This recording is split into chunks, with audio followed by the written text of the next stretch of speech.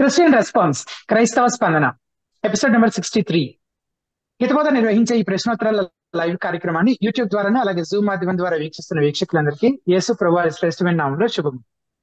ప్రతి మంగళవారం లాగానే ఈ మంగళవారం కూడా ఈ రీతిని ఈ కార్యక్రమాల్లో పాల్గొనడానికి అనేకులు ప్రశ్నలు అడిగేలాగా అలాగే వారి జవాబులు పొందుకోగలిగేలాగా ఇటు అవకాశాన్ని మన ప్రభు మనకు అనుగ్రహించినందుకు ప్రభువుని స్తుతిస్తూ చిన్న ప్రార్థనతోటి ఈ రోజు కార్యక్రమాన్ని మనం ప్రారంభించుకున్నాం. వీక్షకులంతా నాటపాటు ప్రార్థనలో ఏకీభవించాలని మనం చేస్తాం.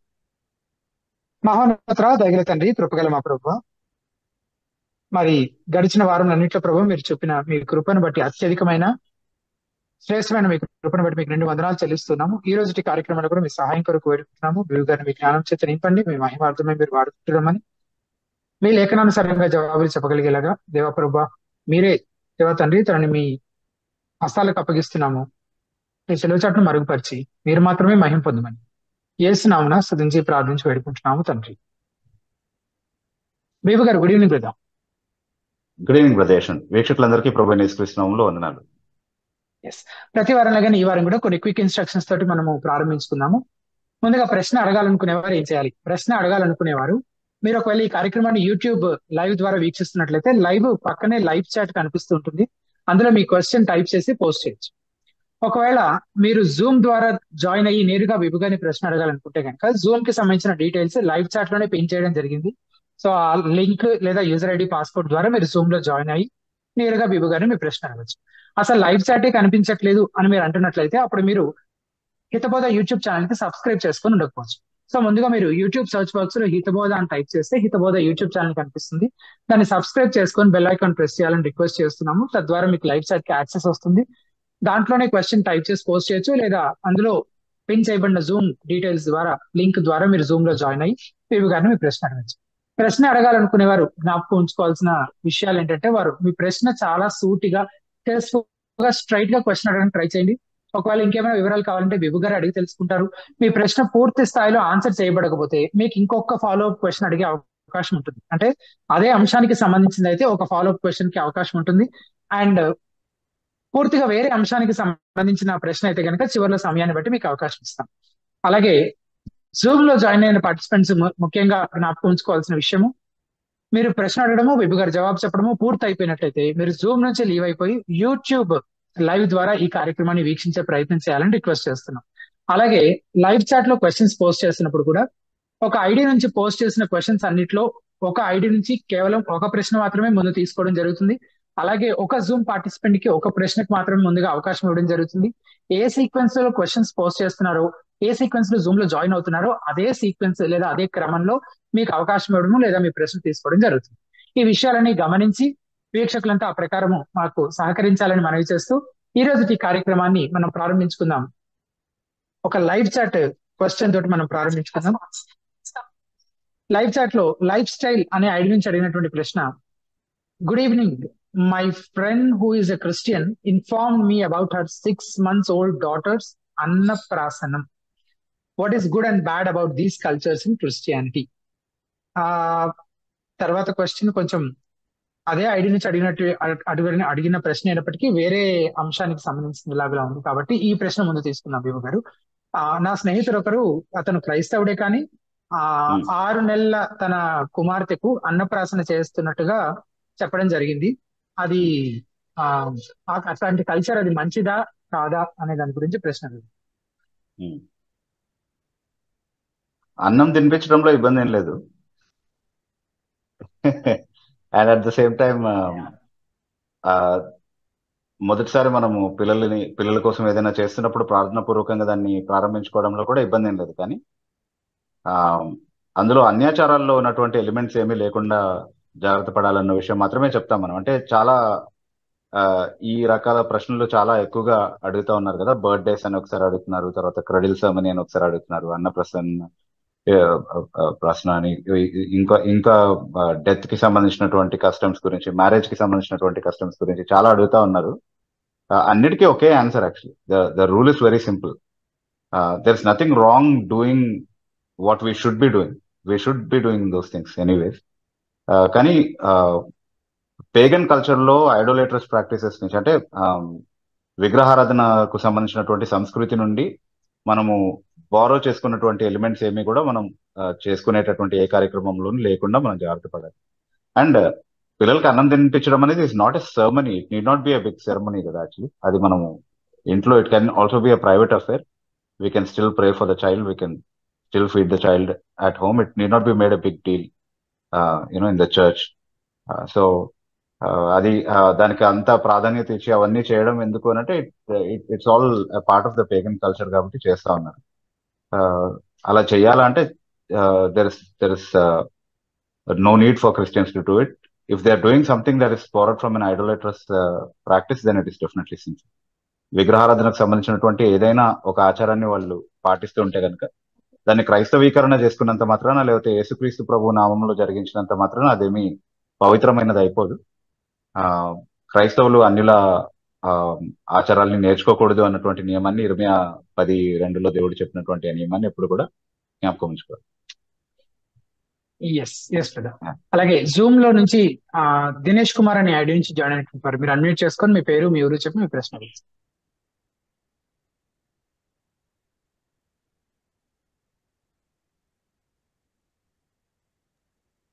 Hello. Yes brother.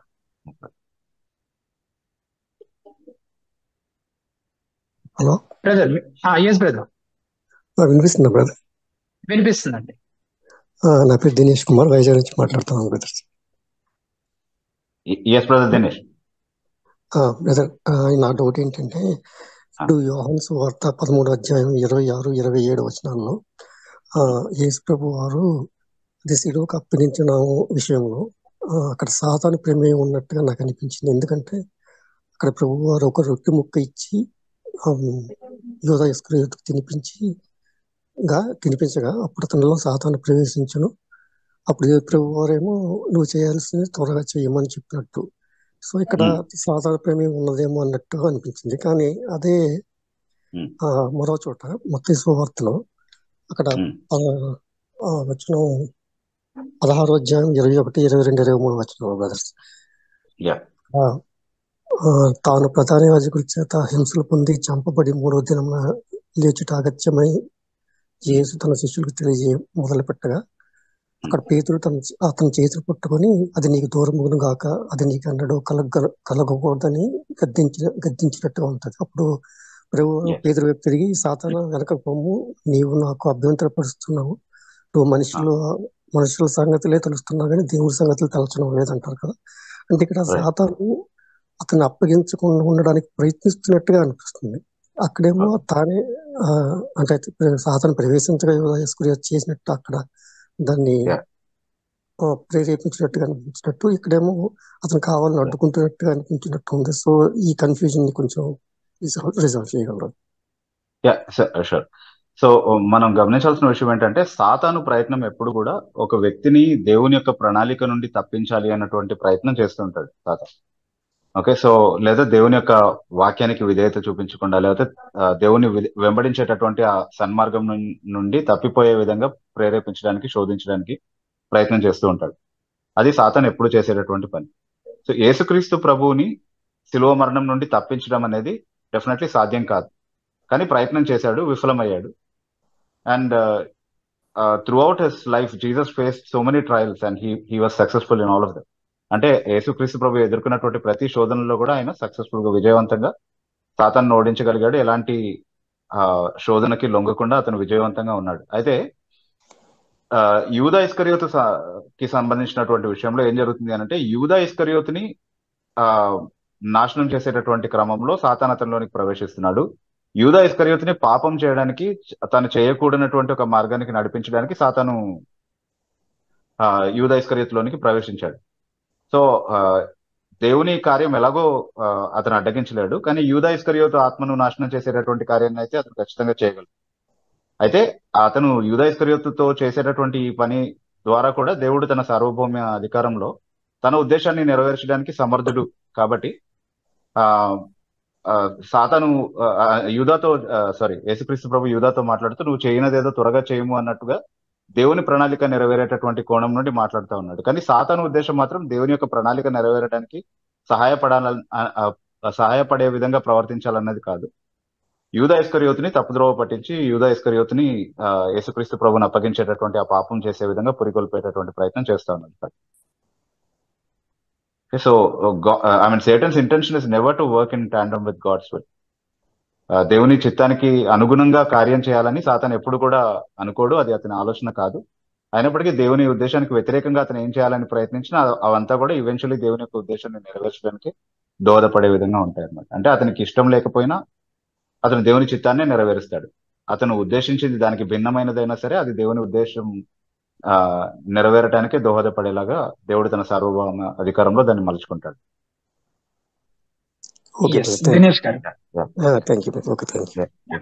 Thank you అండి.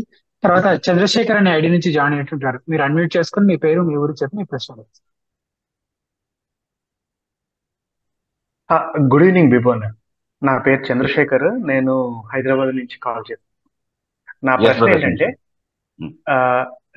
నిర్గమకాండము 4వ అధ్యాయం నేపథ్యంలో అక్కడ 24, 25 వచనాలు అక్కడ చూస్తూ ఉంటే నాకు వచ్చిన ప్రశ్న ఏంటి అని అంటే, తన కుమారులకి సున్నతి చేయటం విషయంలో మోషే ఆదమర్పుగా ఉన్నాడు, మర్చిపోవటం జరిగింది. 24వ అధ్యాయం వచనంలో దేవుడు ఆయనని చంప చూడటం అనే విషయాన్ని మనం చదువుతాం అక్కడ. సో సున్నతి చేయలేదు అన్న విషయాన్ని బట్టే మోషేని చంప చూడటము చాలా తీవ్రంగా అని అనిపిస్తా ఉంది.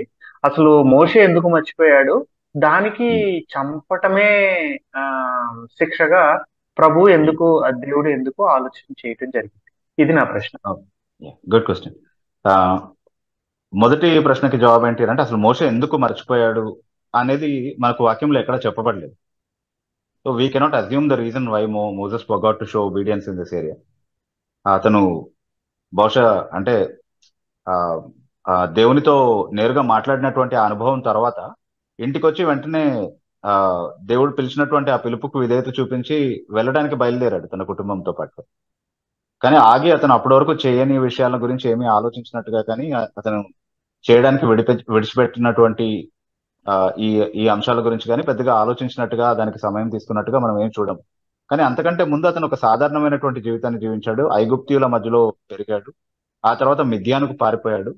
సో అతను దేవుని ఆచారాలని నేర్చుకుని వాటిని పాటించి తన కుటుంబంలో కూడా వాటిని అవలంబించేటటువంటి ఒక వాతావరణంలో పెరగలేదు. కాబట్టి బహుశా అతను దాన్ని గంభీరంగా తీసుకోలేదేమో, కానీ దేవుడు మాత్రం దాన్ని చాలా గంభీరంగానే తీసుకున్నాడు. God took it very seriously and he took it for a transgression of his commandment.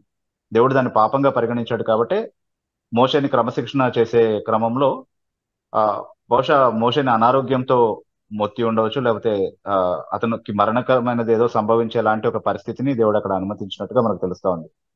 We don't know what God exactly did that he sought to kill him, but passage లో మాత్రం he sought to kill him అని మనం చదువుతాం. అంటే దేవుడు చంపే ప్రయత్నం చేశాడు అన్నటువంటి ఇది మాత్రమే. అంటే చంపాలనుకుంటే చంపేసి ఉండేవాడు దేవుడు, కానీ అతన్ని భయపెట్టడానికి మాత్రమే, తర్వాత దేవుని యొక్క డిస్ప్లెషర్, దేవుడు ఆయన చేస్తున్నటువంటి ఆ కార్యాన్ని ఆమోదించట్లేదు అన్నటువంటి విషయాన్ని వ్యక్తపరచడం కోసం మాత్రమే దేవుడు అలా చేసినట్టుగా మనకు తెలుస్తా ఉంది. ఎందుకంటే సరి చేసుకునేటటువంటి అవకాశాన్ని కూడా మోషేకి ఇచ్చాడు బేసికలీ. ఓకే, సో ఎందుకు మోషే అలా చేశాడు అన్నటువంటి విషయాన్ని గురించి మనకు తెలియదు. బట్ దేవుడు ఎందుకు అలా చేశాడు అంటే, దేవుడు పాపాన్ని ఎప్పుడు కూడా గంభీరంగానే చూస్తాడు. అది ఎవరు చేసినా సరే మన మోషేనే కదా అని చెప్పి దాన్ని ఏమి తక్కువగా చూడడం కానీ, లేకపోతే మోషేకి ప్రత్యేకమైనటువంటి మినహాయింపులు కల్పించడం కానీ అలాంటిది ఏమీ చేయడు దేవుడు. అందరి విషయంలో ఎలా వ్యవహరిస్తాడో అలాగే పక్షపాతం లేకుండానే మోషే విషయంలో కూడా దేవుడు వ్యవహరించాడు. అయితే సున్నతి విషయంలోనే చంపేయాలా, అది చాలా చిన్నదిగా కనబడుతుంది కదా అన్నది కూడా చాలా ముఖ్యమైన కోణమే ప్రశ్నలో. దానికి మనం అర్థం చేసుకోవాల్సింది ఏంటి అంటే, ప్రతి పాపము అది చిన్నది పెద్దది అని మనం చూస్తున్నాము, దాని తీవ్రత, దాని లేకపోతే అది మనల్ని ఎంతగా మలినపరిచింది, లేకపోతే ఎంతగా మన ఆధ్యాత్మిక జీవితాన్ని ప్రభావితం చేస్తుంది అన్నటువంటి ఈ కొలబద్దలు మనం వాడి ఇది చిన్న పాపం, ఇది పెద్ద పాపం అని మనం చూస్తూ ఉంటాం. కానీ ఆజ్ఞాతిక్రమం పాపం అంతే. దేవుని యొక్క ఏ ఆజ్ఞను అతిక్రమించినా అది పాపమే. పాపానికి జీతం మరణం, న్యాయమైనటువంటి శిక్ష. దేవుని ఆజ్ఞను అతిక్రమించినందుకు ఎప్పుడైనా మనకు న్యాయంగా రావాల్సినటువంటి శిక్ష మరణమే. దాన్ని దేవుడు తప్పించే ప్రతిసారి తన కృపను చూపిస్తున్నాడు తప్ప మనం చేసినటువంటి పాపాలు తక్కువనో లేకపోతే వాటికి మరణ శిక్ష చాలిన శిక్ష కాదనో దాని అర్థం కాదు. God can smite us down for any little act of disobedience because it is affront against God's authority. దేవుని యొక్క అధికారాన్ని మనం విస్మరించేటటువంటి ఒక పరిస్థితిలో ఉంటున్నాం మనం, దేవుని యొక్క పాపాన్ని, దేవుని యొక్క మాటని బేఖాతరు చేస్తున్నప్పుడు. సో అది తక్కువ పాపం అని చెప్పడానికి ఎప్పుడూ వీలు పడదు. అలా ఆలోచిస్తే మనం పండు తిన్నందుకే మానవ జాతి అంతటికి కూడా మరణము ఆ అనుమతించాడు దేవుడు. పండు తిన్నందుకే అంత పెద్ద శిక్షణ అని అడగొచ్చు మనం కదా. ఉజ్జా ఏం చేశాడు? మందసం కింద పడతా ఉంటే చేయి చాపి దాన్ని పట్టుకో చూశాడు. ఆ ఉద్దేశం మంచిదే అయి ఉండొచ్చు కదా, అది పవిత్రమైనది కాబట్టి కింద పడకూడదు అని చేయి దాన్ని తాకే ప్రయత్నం చేసి ఉండొచ్చు. కానీ ఆజ్ఞాతిక్రమం, అది పాపం కాబట్టి దేవుడు దాన్ని మరణ దండనతో శిక్షించాడు. అలా చాలా సందర్భాల్లో దేవుడు మరణాన్ని అనుమతించినటువంటి విషయాలు మనం లేఖనాల్లో చదువుతాం. వాళ్ళు చేసినటువంటి పాపానికి ఆ మాత్రం దానికే మరణమా అని ఎందుకు అనిపిస్తుంది అంటే, దేవుడు ప్రతి సందర్భంలో అలా చేస్తుంటే బహుశా అడుగుండే వాళ్ళం కాదు. ఆయన కృప ఎక్కువగా మనం చూస్తున్నాం, ఆయన శిక్షను చాలా తక్కువగా ఆయన తన కనికరంలో కనబరుస్తున్నాడు కాబట్టి మనకు ఆ ప్రశ్న వస్తుంది. కానీ వాస్తవానికి మనం కూడా గుర్తుపెట్టుకోవాల్సింది ఏంటంటే, మనం చేసే ప్రతి చిన్న అతిక్రమానికి కూడా న్యాయంగా రావాల్సినటువంటి శిక్ష మరణమే. దాన్ని దేవుడు అనుమతించట్లేదు అంటే అది కేవలం ఆయన కృప మాత్రమే. ఆయన మళ్ళీ మనకు అవకాశం ఇస్తున్నాడు సరి చేసుకోవడానికి అనేది మనం గుర్తుపెట్టుకోవాలి. Yes yes brother. చంద్రశేఖర్ గారు, మీ క్వశ్చన్ ఆన్సర్ చేయబడింది బ్రదర్. అన్న అంటే అర్థమైంది అన్న, అడిగే అసలు మెయిన్ జిస్ట్ అర్థమైంది. కాన్సిక్వెన్షియల్ క్వశ్చన్ ఏంటి అని అంటే, ఇప్పుడు మోషేని ఒకవేళ చంపటమే జరిగితే ఎన్నుకున్నటువంటి అక్కడ నాయకుడు అంటూ ఉన్నాడు కదా ఇస్రాయేల్కి. సో అది ఎట్లాగా, I mean though it is hypothetical, ఎట్లాగా అని చెప్పేసి దట్స్ అనదర్ థింగ్. అంటే మనం ఎప్పుడు కూడా నేను అవిధేయత చూపించినంత మాత్రాన దేవుడు నన్ను చంపేయకూడదు, దేవుడు నన్ను చంపేస్తే మరి దేవుడికి ఇంకెవరు ఉంటారు అని ఎప్పుడు అనుకోకూడదు మనం. God is not dependent on one Moses. దేవుడు మోషే చనిపోయిన తర్వాత యెహోషువను అప్పుడు నియమించగలిగాడంటే ఇప్పుడు కూడా ఇంకెవరినైనా ఆయన స్థానంలో నియమించడానికి సమర్థుడే. He is not dependent on any person for performing his activities. నిన్ను ఎన్నుకున్నట్టుగా, నన్ను ఎన్నుకున్నట్టుగా, మోషేని ఎన్నుకున్నట్టుగా, లేకపోతే ఇంకెవరైనా ఎన్నుకున్నట్టుగా ఆ స్థానంలో ఆయన ఇంకెవరినైనా ఎన్నుకోగలరు దేశాలు నెరవేర్చడానికి. చాలా మంది క్రైస్తవుల్లో ఉన్నటువంటి ఒక యాటిట్యూడ్ ఏంటి అంటే, నేను చేయకపోతే దేవుడికి ఇంకెవరు ఉండరు, నేను స్తుతించకపోతే ఆయనకి కూర్చోడానికి సింహాసనం ఉండదు, ఎందుకంటే ఆయన స్తుతి సింహాసనం పైన ఆసీనుడై ఉన్నాడు కదా, నేను స్తుతించకపోతే ఇంకా ఆయన కూర్చోడానికి సింహాసనం ఉండదు కాబట్టి ఆయన నిలబడి ఉంటాడు అని అనుకుంటారు. నేను చాలా సేవ చేసేస్తున్నాను దేవుడికి కాబట్టే దేవుని రాజ్యం వ్యాప్తి చెందుతుంది, లేకపోతే అసలు దేవుడికి సహాయపడడానికి ఎవరు ఉండరు అన్న ఒక వైఖరి కొంతమంది క్రైస్తవులకి చెప్పకుండానే కనబరుస్తూ ఉంటారు అనమాట అలాంటి ఒక యాటిట్యూడ్ ని. So but that is not true. యేసుక్రీస్తు ప్రభు చెప్పిన మాటలు మనం జ్ఞాపకం చేసుకోవాలి. ఈ రాళ్ళు స్తుతిస్తాయి ఒకవేళ ఈ పిల్లలు దేవుడిని స్తుతించకపోతే అన్నటువంటి మాట. దేవుడు అబ్రహాంకి రాళ్ల నుండి కూడా సంతానాన్ని కలగజేయగలడు అన్నప్పుడు దేవుడు మోసే స్థానంలో ఒక రాయిని కూడా లేవనైతే తన కార్యాన్ని జరుపుకోవడానికి సమర్థుడు. Basically he's not short of options if Moses didn't do the job for it. కానీ దేవుని సేవ చేసేటప్పుడు మాత్రం మనం పవిత్రతతోనే చేయాలి, విధేయతతోనే చేయాలి, ఆయన కోరినటువంటి పద్ధతిలోనే చేయాలి. అలా చేయకుండా కేవలం నాకు ఉపయోగపడుతున్నాడు కదా అని చెప్పి ఎవరికైనా దేవుడు ఏమైనా మినహాయింపులు కల్పిస్తాడా అంటే no, that's not going to happen even for Moses. Yes Chandrashekar garu.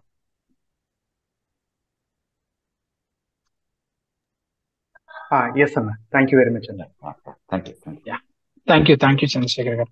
తర్వాత చక్రవర్తి అనే ఐడి నుంచి జాయిన్ అయినటువంటి మీరు అన్మ్యూట్ చేసుకొని మీ పేరు, మీ ఊరు చెప్పి ప్రశ్న.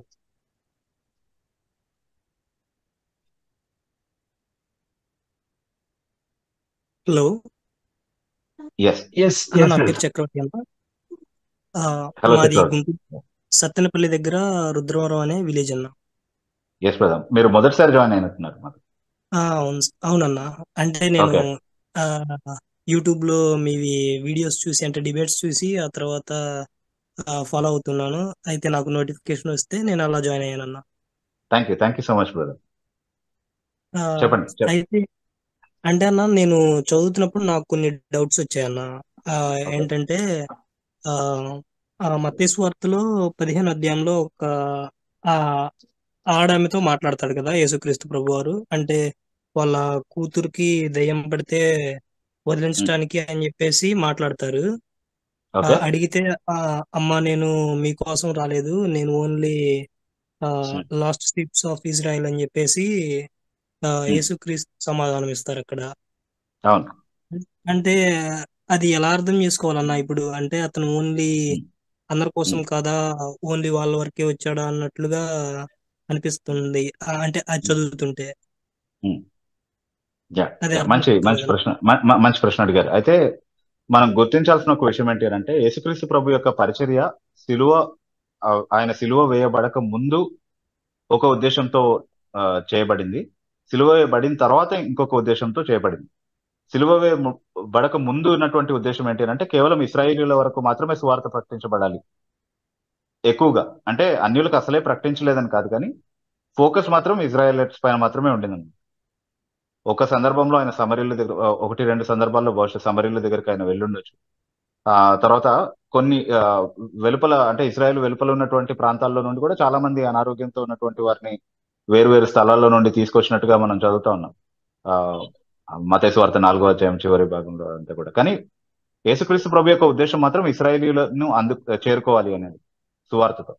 అందుకే ఆయన తన శిష్యుల్ని కూడా మత్తయి సువార్త 10వ అధ్యాయంలో కూడా తన శిష్యుల్ని పంపిస్తున్నప్పుడు మీరు అన్యుల దగ్గరికి వెళ్ళకండి, సమరీయుల దగ్గరికి వెళ్ళకండి, కేవలము నశించిన ఇశ్రాయేలీయుల వద్దకు మాత్రమే వెళ్ళండి అని చెప్పి పంపించడం మనం చూస్తాం.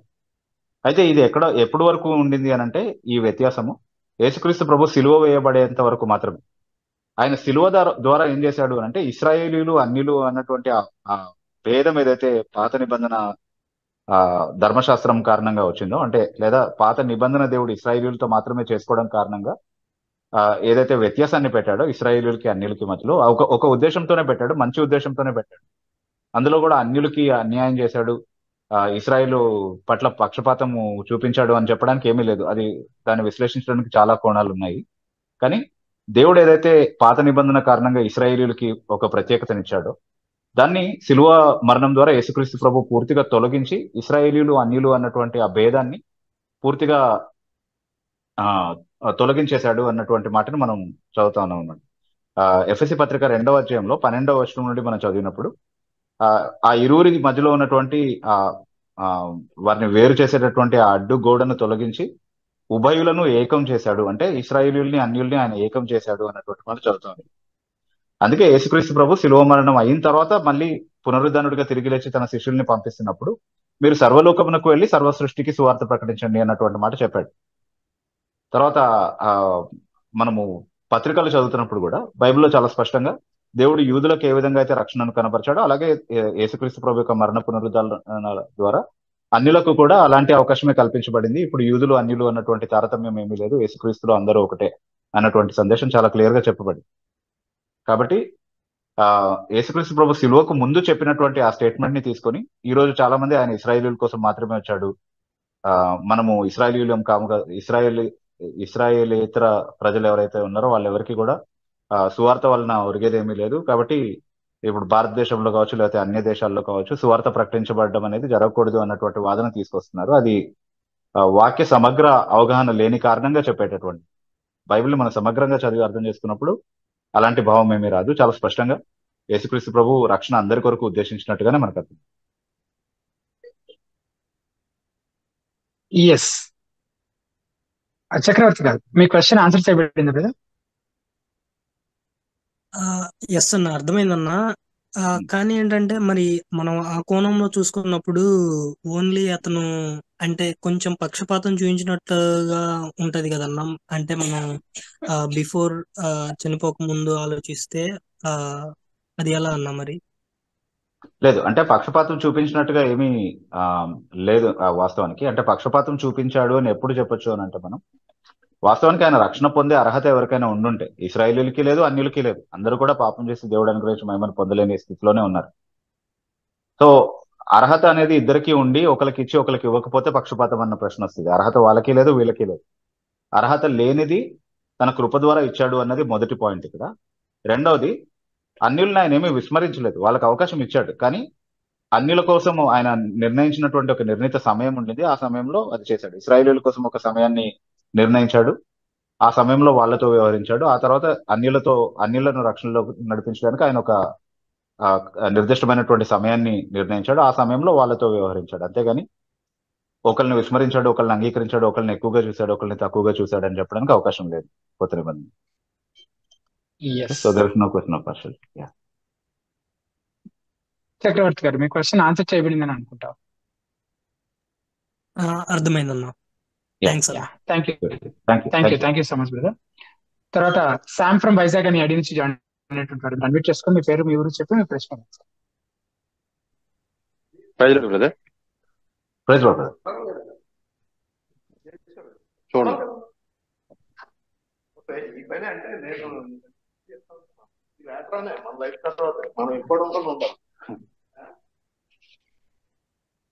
Sorry sir.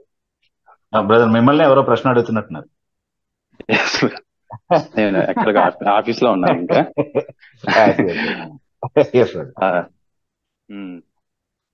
సరే, నా క్వశ్చన్ ఏంటంటే బ్రదర్, నేను శ్యామ్ మాట్లాడుతున్నాను వైజాగ్ నుంచి. బ్రదర్ అంటే లాస్ట్ టైం క్రిస్మస్ గురించి చెప్పారు. క్రిస్మస్ మనం ఫాలో అవ్వకూడదని వాక్యానుసారంగా చెప్పారు. ఓకే. ఇంకోటి ఏంటంటే వీలైన టైంలో మేము ఎప్పుడు క్రిస్మస్ రోజునే కూడుకోవడం అని కాదు, కానీ మాకు ఎప్పుడు సెలవు ఉంటే అప్పుడు మేము కూడుకుంటాము అని మీరు చెప్పారనమాట. అలాగే ఇప్పుడు యావత్ క్రైస్తవ సమాజం కూడా మన తెలుగు రాష్ట్రాల్లో మెయిన్ గా తీసుకున్న 31st నైట్ గాని జాన్ 1st గాని ఇలా కూడుకోవడం అనేది జరుగుతుంది అనమాట. అంటే సమాజంగా కూడుకోవడం అనేది, అంటే ఒక క్రైస్తవుడు 31st నైట్ అంటే దేవుడు ఈ సంవత్సరం అంతా చేసిన ఈ మేలుని జ్ఞాపకం చేసుకుంటూ కృతజ్ఞత స్తుతులు చెల్లిస్తున్నాము అని చెప్పి 31st నైట్ కూడుకోవచ్చా? అలాగే ఈ ఫస్ట్ కూడా మిడ్ నైట్ లో కూడా దేవుడు ఒక నూతన సంవత్సరం ఇస్తున్నాడు కదా నాకు అని చెప్పి నూతన సంవత్సరంలో ఆ మొదటి గడియల్లో దేవునితో నేను ఉండాలి అని సంఘంగా లేదా సహవాసంలో మేమంతా కలిసి ఆ మొదటి రోజు ఉండాలి అనుకోవడం ఏదైనా తప్పు అంటారా? ఇలా ఇది వాక్యం ఏదైనా విభేదిస్తుందా వీటితో అనేది కూడా కొంచెం తెలియజేస్తారని. లేదు బ్రదర్, అంటే ఇప్పుడు 31st రోజు మనము దేవునికి సంవత్సరం అంతా ఆయన చూపించిన కాపుదలను బట్టి కృతజ్ఞత చెల్లించడం అనేది వాక్య వ్యతిరేకమేం కాదు కదా. అలాగే ఎప్పుడైనా సరే దేవుని సన్నిధిలో మనం కనబడాలని లేకపోతే సహవాసం కలిగి ఉండాలని మనం కూడి రావటం అనేది తప్పు అని ఎప్పుడు చెప్పలేదు. ఏ సందర్భంలో అయినా మనం కూడిక పెట్టుకోవచ్చు.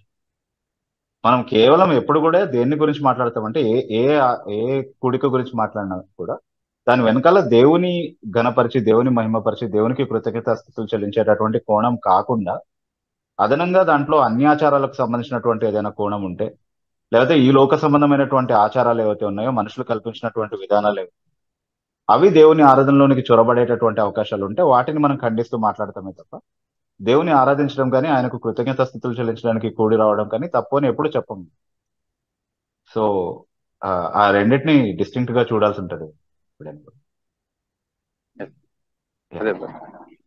ఈ ఆ రోజు బల్ల ఆచరించడం కూడా అనేది కూడా జరుగుతూ ఉంటుంది. యాక్చువల్ గా ఆదివారం చేస్తాం, అంటే వాస్తవానికి ప్రతిరోజు కూడా తీసుకోవచ్చు కదండి బల్లని. ఎప్పుడైనా కూడా అంటే మొదటి దినం అని చెప్పి తీసుకోవచ్చు, ఎప్పుడైనా తీసుకోవచ్చు. కానీ ఆ రోజు మాత్రమే తీసుకుంటున్నారంటే ఆ రోజుకి మాత్రమే ఏదో ప్రత్యేకత ఆపాదిస్తున్నట్టుగా ఉంటుంది. మనం ఎప్పుడు కూడుకున్నా తీసుకునే అలవాటు ఉంటే తీసుకోవచ్చు, ఇబ్బంది ఏం లేదు. లేకపోతే ఆదివారం మాత్రమే తీసుకుంటున్నామంటే ఆదివారమే తీసుకుంటే మంచిది. కానీ ఒక్క రోజు మాత్రమే ప్రత్యేకంగా తీసుకుంటున్నామంటే ఆ రోజుకి మాత్రమే ఏదో ప్రాధాన్యత ఎక్కువగా కల్పిస్తున్నాము అన్నట్టుగా అర్థం వస్తుంది. కాబట్టి దాని గురించి ఆలోచించాలి ఎందుకు అలా చేస్తున్నాము అని. ఎందుకంటే ఆ రోజుకి ప్రాధాన్యత కల్పించడానికి కాదు మనం బల్ల తీసుకోవాల్సింది, ప్రభువుని జ్ఞాపకం చేసుకోవడానికి మనం బల్ల తీసుకోవాలి. ఓకే, సో అది ప్రతి సహవాసంలోనూ ఎందుకు చేయట్లేదు? అలా అయితే ప్రతి సహవాసంలోనూ ఆయన జ్ఞాపకం చేసుకోవడం అవసరం లేదా? చేయొచ్చు కదా అట్లాగైతే. అంటే ఆయన్ని జ్ఞాపకం చేసుకోవడానికే చేస్తున్నాం అన్నటువంటిది అయితే రీజన్, అది ప్రతి సహవాసంలోనూ చేయొచ్చు. అదే రీజన్ కాదు, ఆ రోజుకి ఏదో ప్రాధాన్యత ఆపాదించాలనుకుంటున్నారు కాబట్టి తీసుకుంటున్నారు అన్నది. మొదటి రోజు కదా, మొదటి రోజు కదా అంటే ఆ రోజు మొదటి రోజు జ్ఞాపకం చేసుకుందాం అని. అదే, కానీ మనం ప్రభు దినాన ఏదైతే జ్ఞాపకం చేసుకుంటున్నామో అది వాక్యానుసారంగా మనం ఆ పద్ధతిని చూస్తా ఉన్నాం.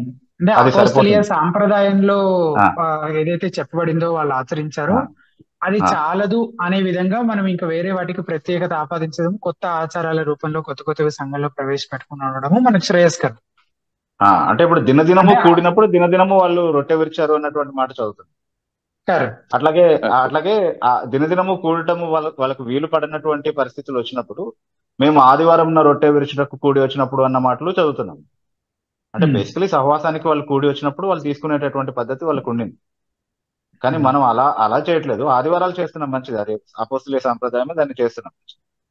అలా కాకుండా వేరే రోజుల్లో కూడా చేస్తాము అని అంటే ఎందుకు చేస్తున్నారు, రీజన్ ఏంటి అనేది ఎక్స్ప్లెయిన్ చేయాల్సి ఉంటుంది మన కాన్షియన్స్ కి కానీ మన సంఘ సభ్యులకి కూడా.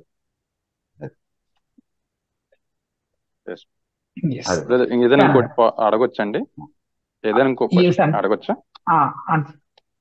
అంటే మీరు ఒకవేళ వెయిట్ చేయగలిగితే ఇంకొక ఇద్దరు ముగ్గురు ఉన్నారు కదా బ్రదర్, ఆ ఇద్దరు ముగ్గురు అయిపోయిన తర్వాత మీకు మళ్ళీ అవకాశం ఇవ్వగలుగుతాం. తర్వాత మమత అనే ఐడి నుంచి జాయిన్ అయినట్టుంటారు. మీరు అన్మ్యూట్ చేసుకొని మీ పేరు, మీ ఊరు చెప్పి మీ ప్రశ్న అడగండి.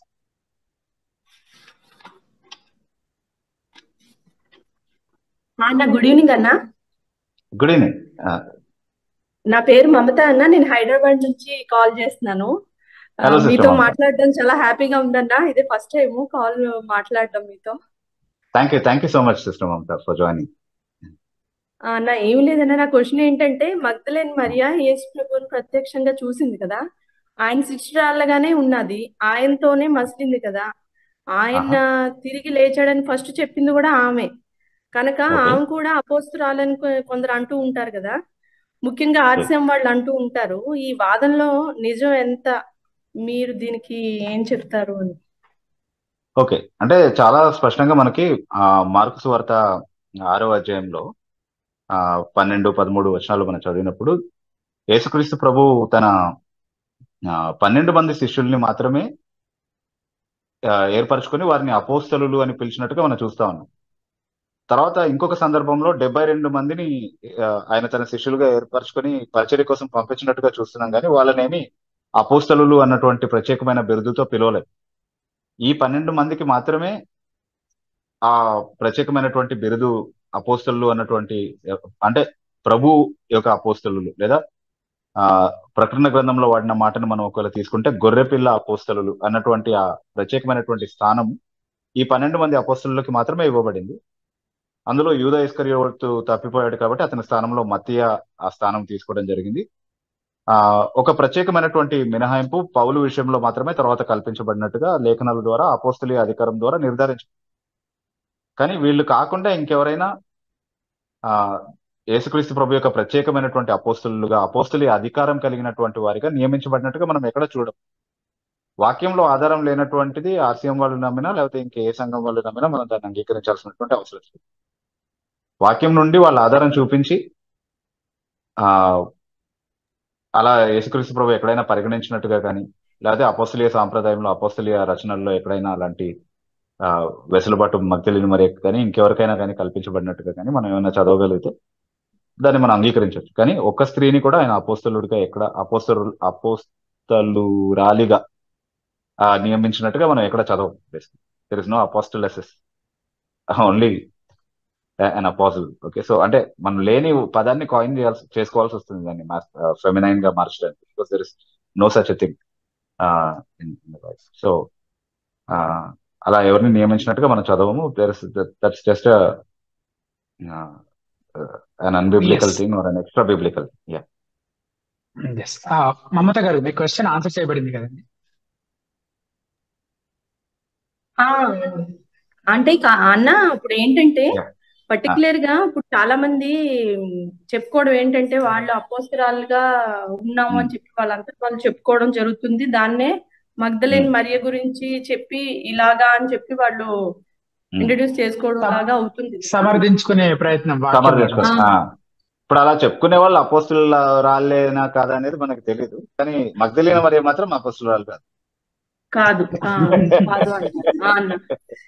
అదే అంటే ఎవరికి వాళ్ళు ఏవైనా బిరుదులు పెట్టుకోవచ్చు కదా, కానీ దేవుడు మాత్రం అలా పరిగణించలేదు అనేది మనం మగ్దలేని మరియ అపోస్తురాలు కాదు అని చెప్పి మాత్రం.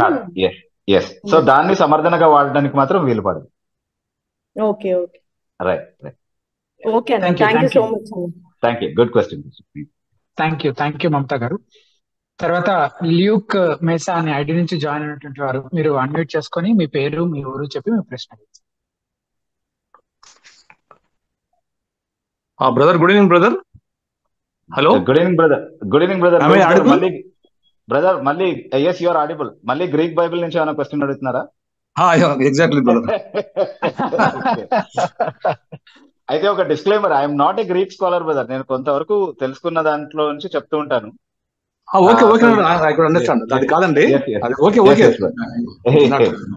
Yes brother, go ahead brother, you can ask you question. So I'm Luke from Hyderabad. Yes brother. నా క్వశ్చన్ ఏంటంటే, కొరింథీయులకు రాసిన మొదటి పత్రిక 8వ అధ్యాయము 11వ వచనము, తర్వాత రోమీయులకు రాసిన పత్రిక 14వ అధ్యాయము 15వ వచనము. బ్రదర్ యశ్వంత్, ఒకసారి ప్లీజ్ చదవగలరా ఈ రెండు?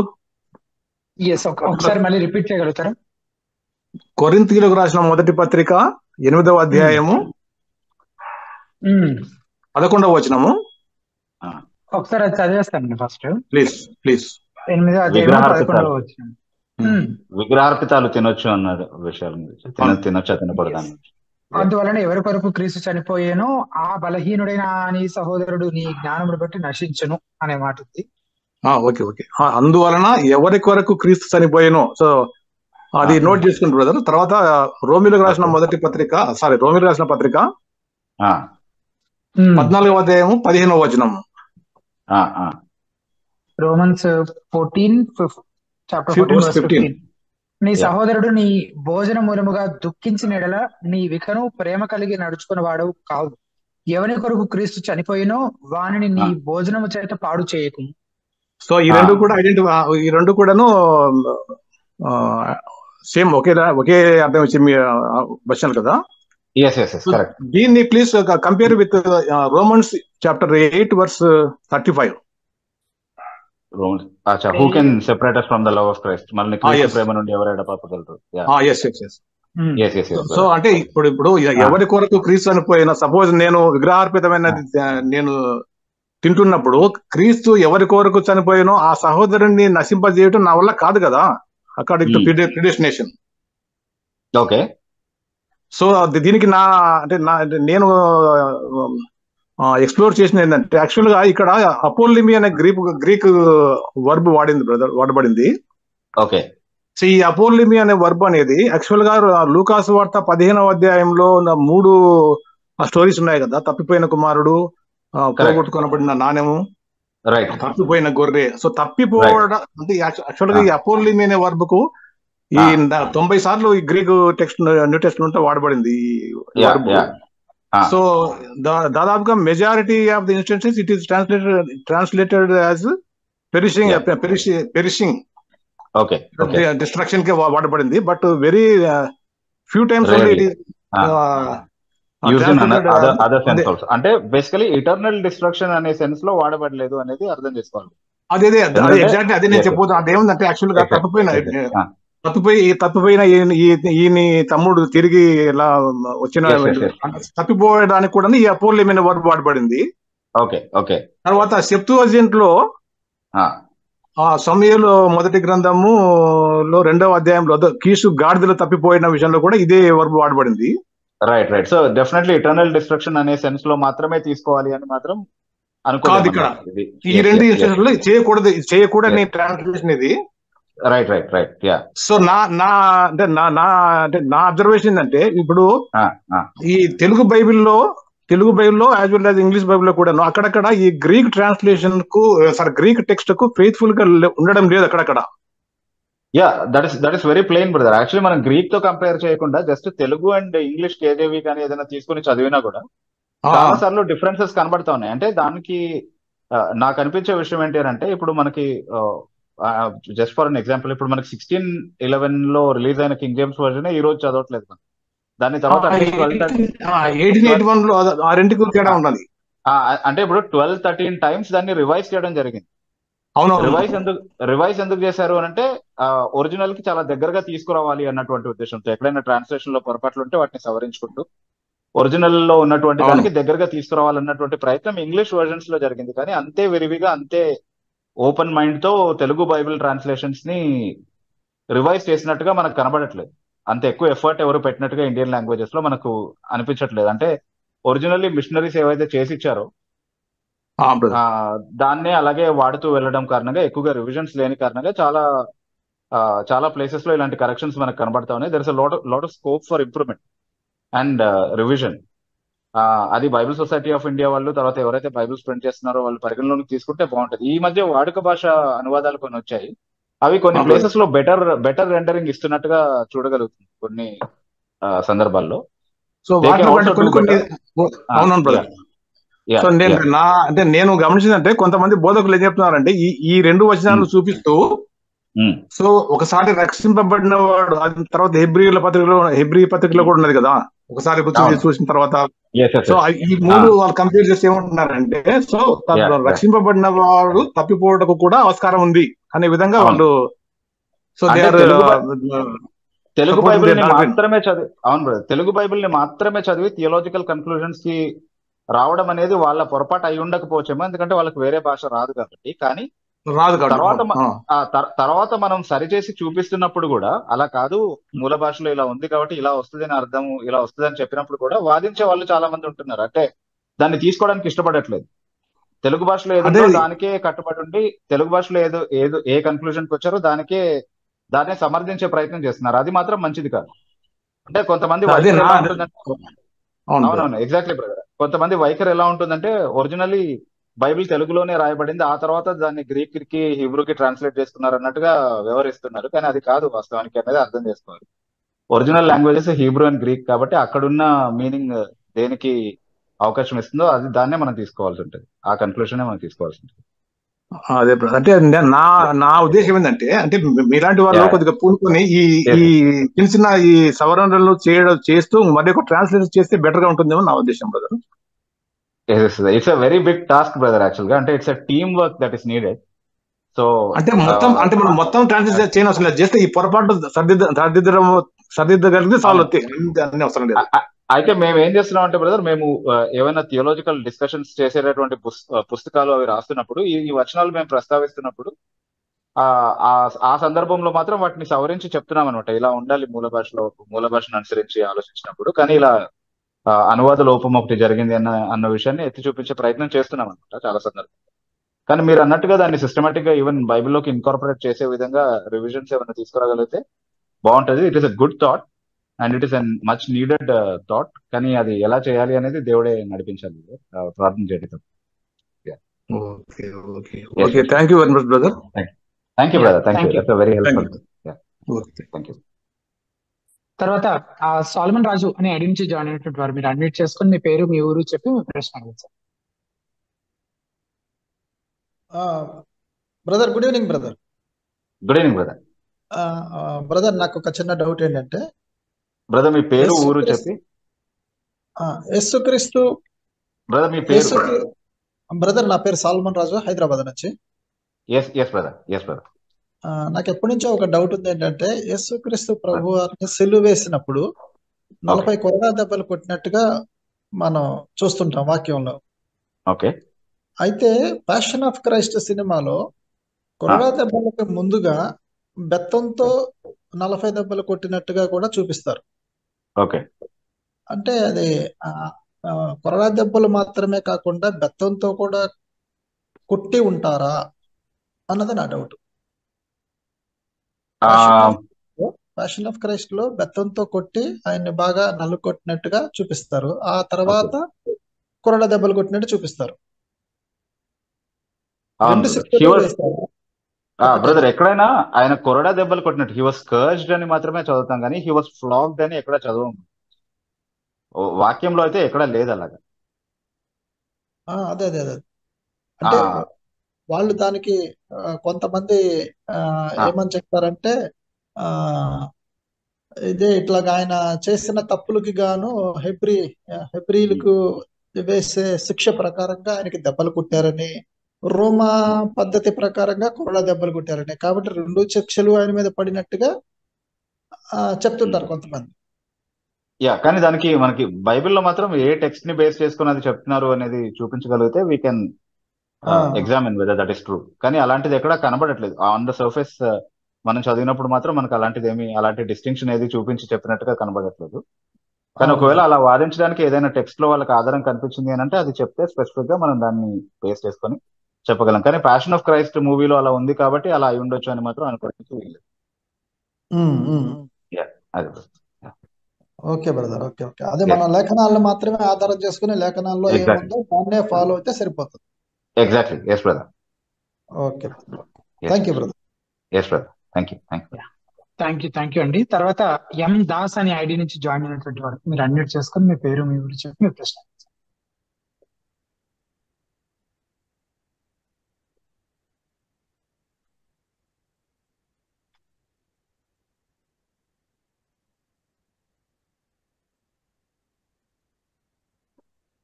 బహుశా అందుబాటులో లేనట్టున్నారు. శామ్ ఫ్రమ్ వైజాగ్ అనే ఐడి నుంచి జాయిన్ అయినటువంటి వారు మీరు అన్మ్యూట్ చేసుకొని మీ రెండు ప్రశ్న. Praise Lord brother, thank you so much అండి. Yes brother. బ్రదర్ చెప్పండి క్వశ్చన్ ఏంటంటే ఈ రోజుల్లో సేవకులు అంటే ఒక సంఘ కాపరి తను ఉండే గ్రామంలోనే కాకుండా ఎక్కువగా వేరే గ్రామాల్లో కూడా 2-3 సేవలు చేస్తున్నారు అనమాట. అంటే ఒక సంఘమే కాకుండా 2-3 సంఘాలకి కాపరిగా ఉంటున్నారు. వాస్తవానికి ఒక సంఘ కాపరి ఒక దగ్గరే ఉండి అంటే అక్కడ వాళ్ళ ఆత్మీయ జీవితం ఎదుగుతున్నారు లేదని పర్యవేక్షించడం అనేది కొంతవరకు బాగానే ఉంటుంది. కానీ వేరే గ్రామాల్లో ఉన్న వారిని కూడా పర్యవేక్షణలో వాళ్ళు ఎలా ఉన్నారు అని పర్యవేక్షించడం కష్టం కదా. అవును. అంటే ఇలా 2-3 పెడుతున్నారు. వాళ్ళు ఆరాధనలో కూడా నడిపించాలంటే వాళ్ళు సాంగ్స్ పాడేసిన తర్వాత కొంత సమయానికి వెళ్ళి వాళ్ళకి వాక్యాన్ని బోధించి రావడం ఇలా జరుగుతూ ఉంటది అనమాట ఎక్కువగా సంఘాలు ఉన్నవారు. కానీ ఇలా చేయడం అనేది ఒక సేవకుడు అంటే ఆత్మీయ జీవితాన్ని అంటే ఇతను ఉండేది వేరే గ్రామంలో ఇంకా 2-3 గ్రామాల్లో ఈయనకి సేవ ఉన్నప్పుడు పర్యవేక్షించడం కష్టం. అలాగే కంప్లీట్ గా ఆరాధనలో సమయంలో ఈయన ఉండడం కూడా కష్టమే.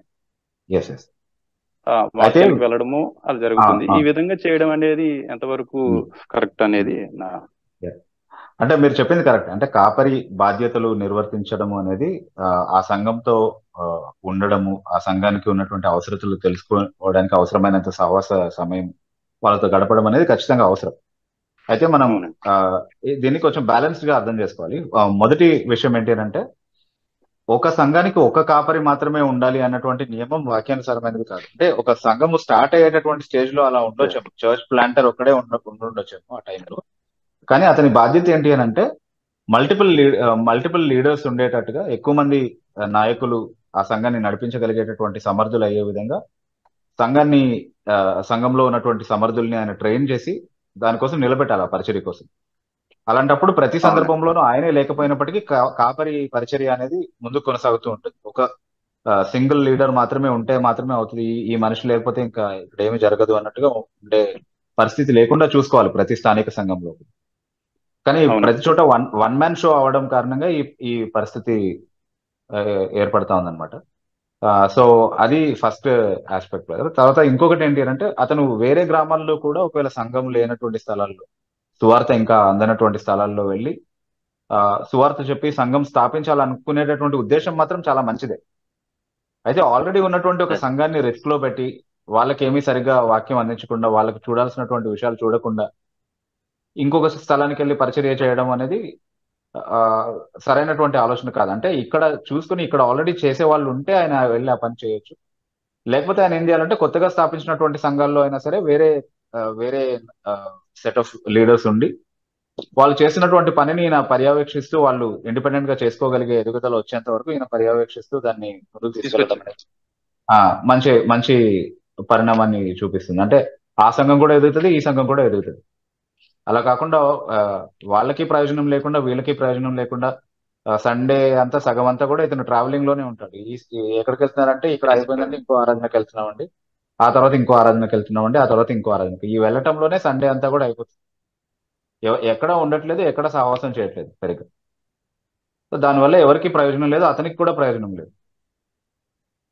సో అంటే కేవలం నేను నడిపిస్తున్న 4 సంఘాలు ఉన్నాయి, 6 సంఘాలు ఉన్నాయి, 6 డజన్ సంఘాలు నా అధికారం కిందే ఉన్నాయని చెప్పుకోవడము అతని ఉద్దేశం అయితే మనం దాన్ని సరిచేయలేము. కానీ యథార్థంగా కాపరి భారం ఉండి సంఘము ప్రయోజనం పొందాలి వాక్య పరిచర్య ద్వారా, అలాగే సంఘం లేని స్థలాల్లో కొత్త సంఘాలు స్థాపించబడాలి అన్నటువంటి భారం ఉన్నటువంటి వ్యక్తి అయితే వాక్యము నిర్దేశించినటువంటి నియమాలను గుర్తుపెట్టుకుంటారు. థ్యాంక్ యూ శామ్ ఓకే గారు. Thank you. తర్వాత ఎం దాస్ అనే ఐడి నుంచి జాయిన్ అయినటువంటి వారు బ్రదర్, మీరు ఇంకొకసారి ప్రయత్నం చేయగలుగుతారు?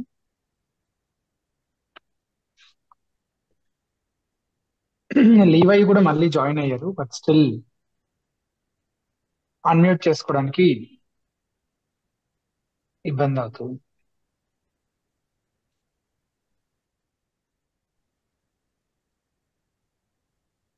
ఎస్ కదా, మనం మీరు ప్రయత్నం చేయండి. ఒకవేళ మీరు మళ్ళీ మళ్ళీ జాయిన్ అయ్యి ఒకవేళ అన్మ్యూట్ చేసుకోగలుగుతుంటే కనుక మాకు ఒకసారి మెసేజ్ పెట్టడానికి ట్రై చేయండి జూమ్ చాట్ లో, మీకు అవకాశం ఇచ్చే ప్రయత్నం చేస్తాం. ఆ లైవ్ చాట్ లో నుంచి ఒక ప్రశ్న తీసుకుంటా ఉన్నాము.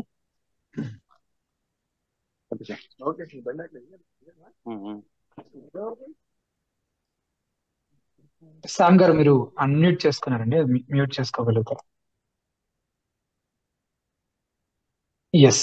షైని అని అడిగినటువంటి ప్రశ్న, పౌలు నన్ను పోలి నడుచుకుని అన్నాడు కాబట్టి ఈ రోజుల్లో ఒక దైవ సేవకుడు కానీ క్రైస్తవుడు కానీ నేను వాక్యానుసారమైన జీవితాన్ని జీవిస్తున్నాను, నన్ను పోలి నడుచుకునుడి అని చెప్పవచ్చా?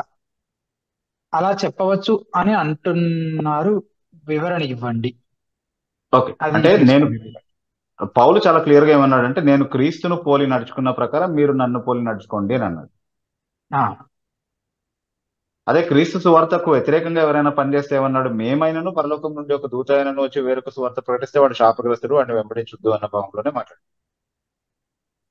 అంటే నియమం ఏంటి అని అంటే, వాక్య ప్రకారం ఒక వ్యక్తి నడుస్తున్నంత వరకు మనం అతని మాదిరిని అనుసరించవచ్చు, నాయకుడిగా ఉన్నటువంటి ఒక వ్యక్తిని.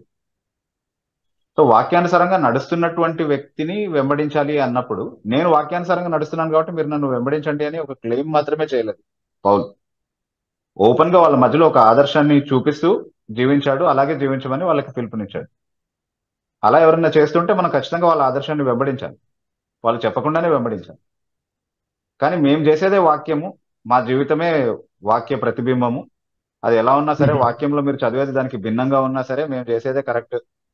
కాబట్టి మమ్మల్ని గుడ్డిగా మీరు అనుసరించాలి అని ఎవరైనా చెప్తే, పరిశీలించకుండానే మేము చెప్పిందంతా మీరు చేయాలి, మేము చేసిందంతా మీరు చేయాలి అని ఎవరైనా చెప్తే మాత్రం అది సరైనటువంటి ఇది కాదు. జస్ట్ సంఘం మీద లేకపోతే మీ మీద అజమాయిషి చేసే ప్రయత్నం చేస్తున్నారు దేవుని పేరు మీద. అలా చేసే అవకాశం కానీ అధికారం కానీ ఎవరికి లేదు, ఇవ్వకూడదు. మనం వాక్యానికి మాత్రమే ఉన్నటువంటి స్థానం ఎవరు ఆక్రమించకుండా జాగ్రత్త పడాలి. వాక్య ప్రకారం జీవించి ఒక ఆదర్శాన్ని కనబరిచేటటువంటి వారు మనకు వాక్యాన్ని వెంబడించడానికి ప్రోత్సాహకరంగా ఉంటారు. కాబట్టి ఖచ్చితంగా వాళ్ళని వెంబడించాలి, వాళ్ళు చెప్పినా చెప్పకపోయినా. కానీ వాక్య విరుద్ధంగా జీవిస్తూ వాక్య విరుద్ధంగా బోధిస్తున్నటువంటి ఒక వ్యక్తిని ఆయన చెప్పినా మనం అతన్ని వెంబడించకూడదు, అతన్ని వ్యతిరేకించాలి. అతనికి వాక్య భిన్నంగా అతను చేసేటటువంటి పరిచర్యకి కానీ చేస్తున్నటువంటి అతని జీవన విధానానికి కానీ మనం ఎప్పుడు కూడా సపోర్ట్ చేసేవారిగా కానీ లేకపోతే దాన్ని సమర్థించే వారిగా కానీ ఉండకుండా జాగ్రత్త పడాలి. దాన్ని ఎప్పుడు వెంబడించే పాపం మనం చేయకుండా జాగ్రత్త పడాలి అనేది గుర్తుపెట్టుకోవాలి. అంటే వాక్యమే మనకు నియమం ఎప్పుడైనా కూడా, ఒక వ్యక్తి కాదు. So when we have that rule, then everything is all right. Yes, brother. తర్వాత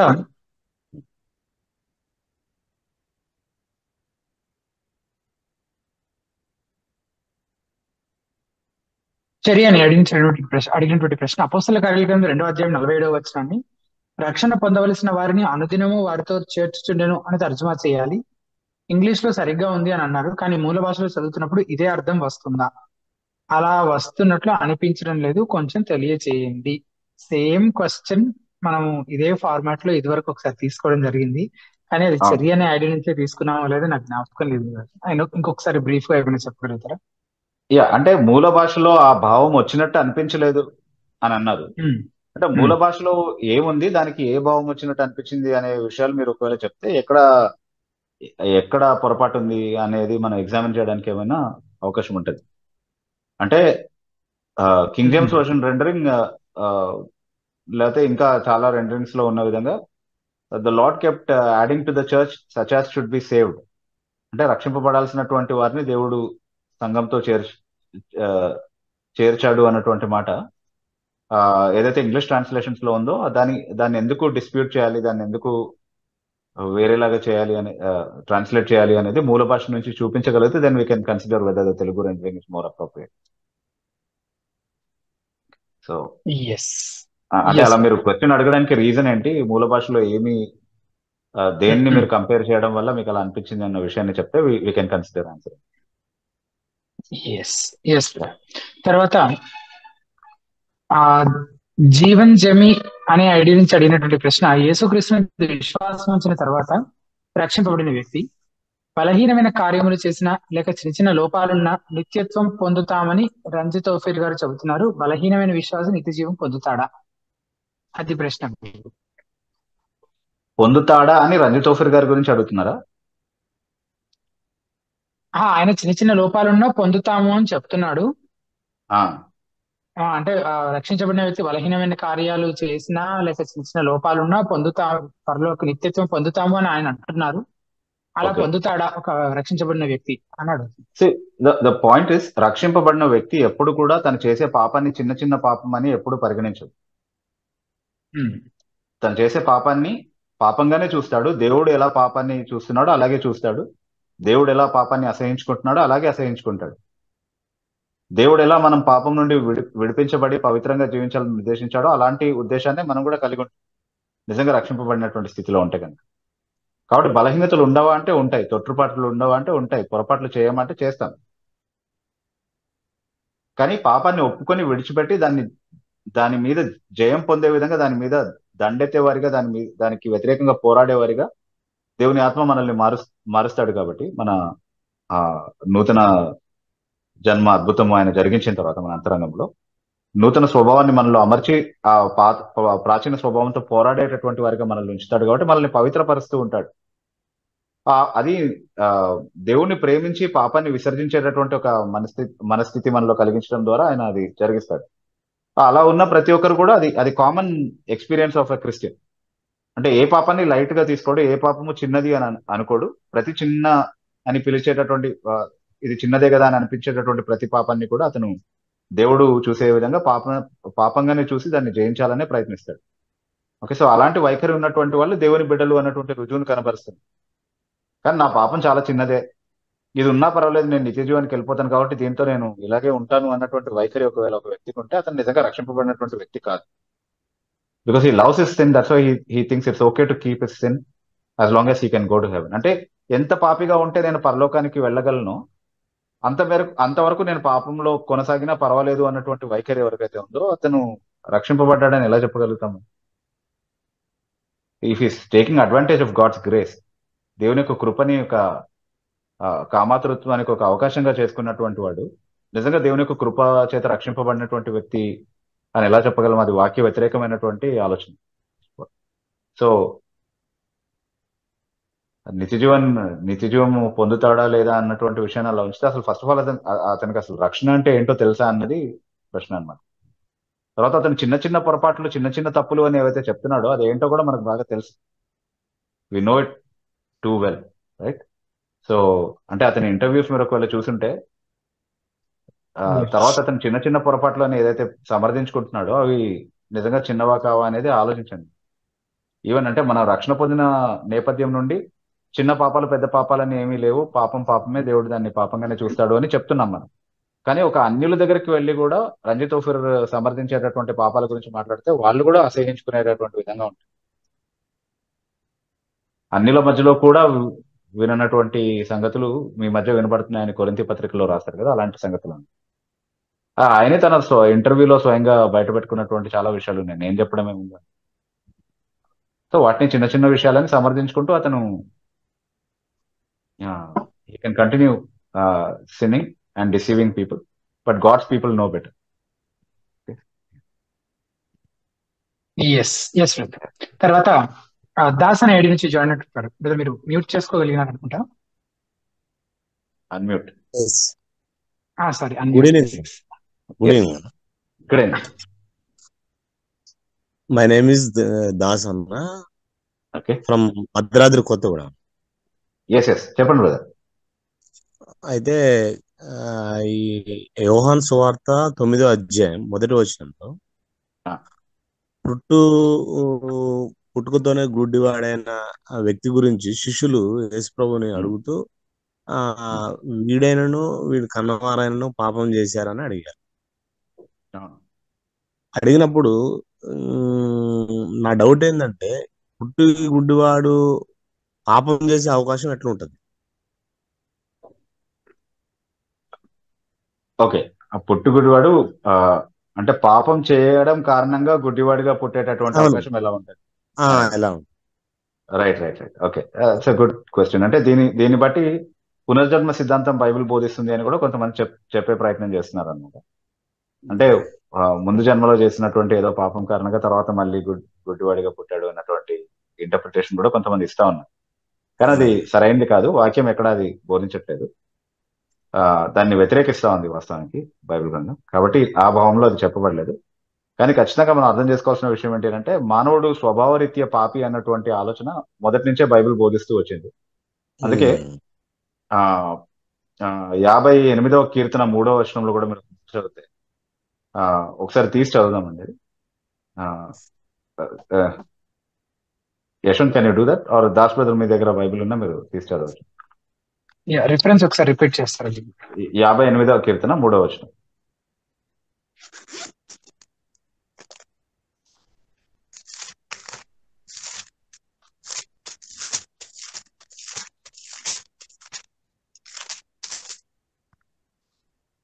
ఓకే, నేను చదువుతున్నా బ్రదర్. చెప్పండి. తల్లి కడుపున పుట్టినది మొదలుకొని భక్తిహీనులు విపరీత బుద్ధి కలిగి ఉందురు. పుట్టిన తోడనే అబద్ధములాడుచు తప్పిపోదురు. Okay,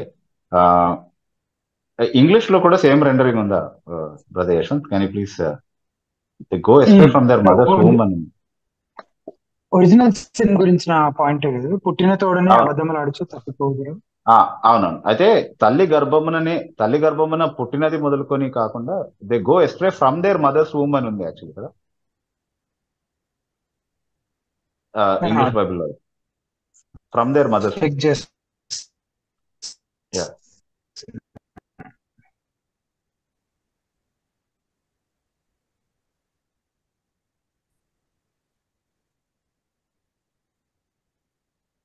The wicked are estranged from the womb. Okay, they are estranged from the womb.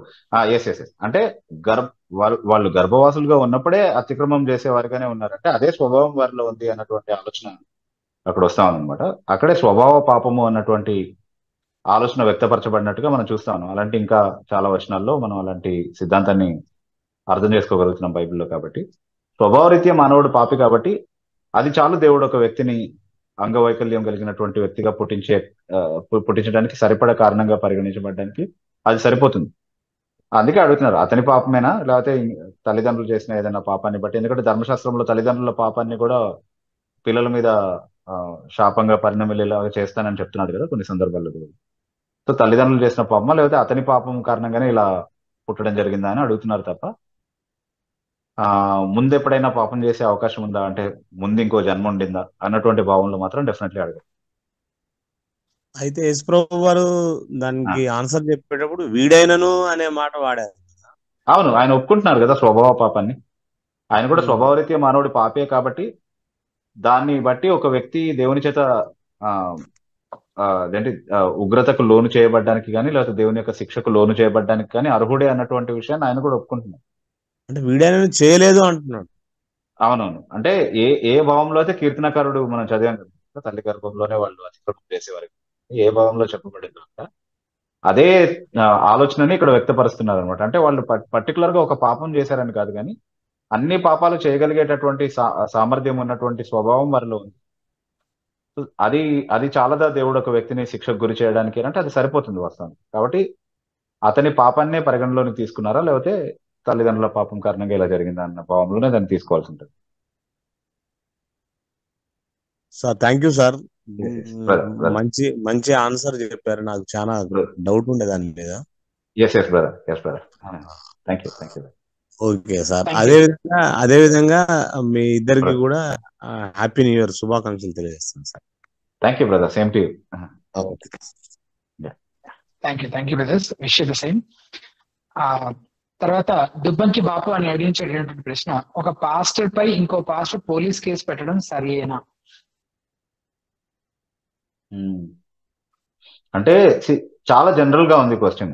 First of all pastor పైన ఇంకొక పాస్టర్ పోలీస్ కేసు పెట్టేంత పరిస్థితి ఎందుకు వచ్చింది, ఏం కేసు పెట్టారు, సందర్భం ఏంటి అన్నటువంటి విషయాలు తెలియాలి.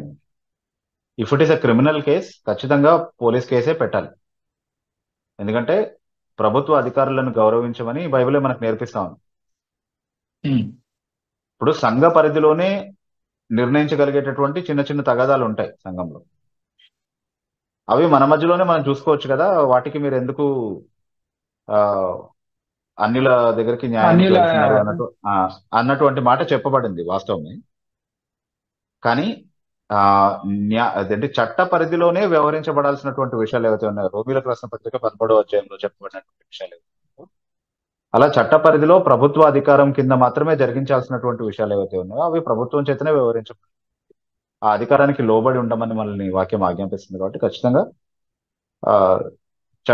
ఈ దేశ చట్టం చేత శిక్షించబడాల్సినటువంటి శిక్షార్హమైనటువంటి ఒక నేరం అతను చేసుంటే సామాజిక బాధ్యత మనకుంది కాబట్టి సమాజంలో ఒక నేరస్తుడిని శిక్ష పడకుండా తప్పించడం అనేది, అతను పాస్టర్ అయిన కారణాన్ని బట్టి తప్పించడం అనేది మన క్రైస్తవులుగా మనకున్నటువంటి సామాజిక బాధ్యతని, పౌరులుగా మనం చేయాల్సినటువంటి బాధ్యతని విస్మరించిన వాళ్ళం అవుతాం. కాబట్టి అలా చేయకుండా ఖచ్చితంగా పాస్టర్ అయినా సరే ఇంకొక పాస్టర్ ఖచ్చితంగా కేసు పెట్టాల్సిందే. పాస్టర్ కాబట్టే అవతల వ్యక్తి కూడా పాస్టర్ కాబట్టి, ఇతను కూడా పాస్టర్ కాబట్టి ఇంకా ఎక్కువ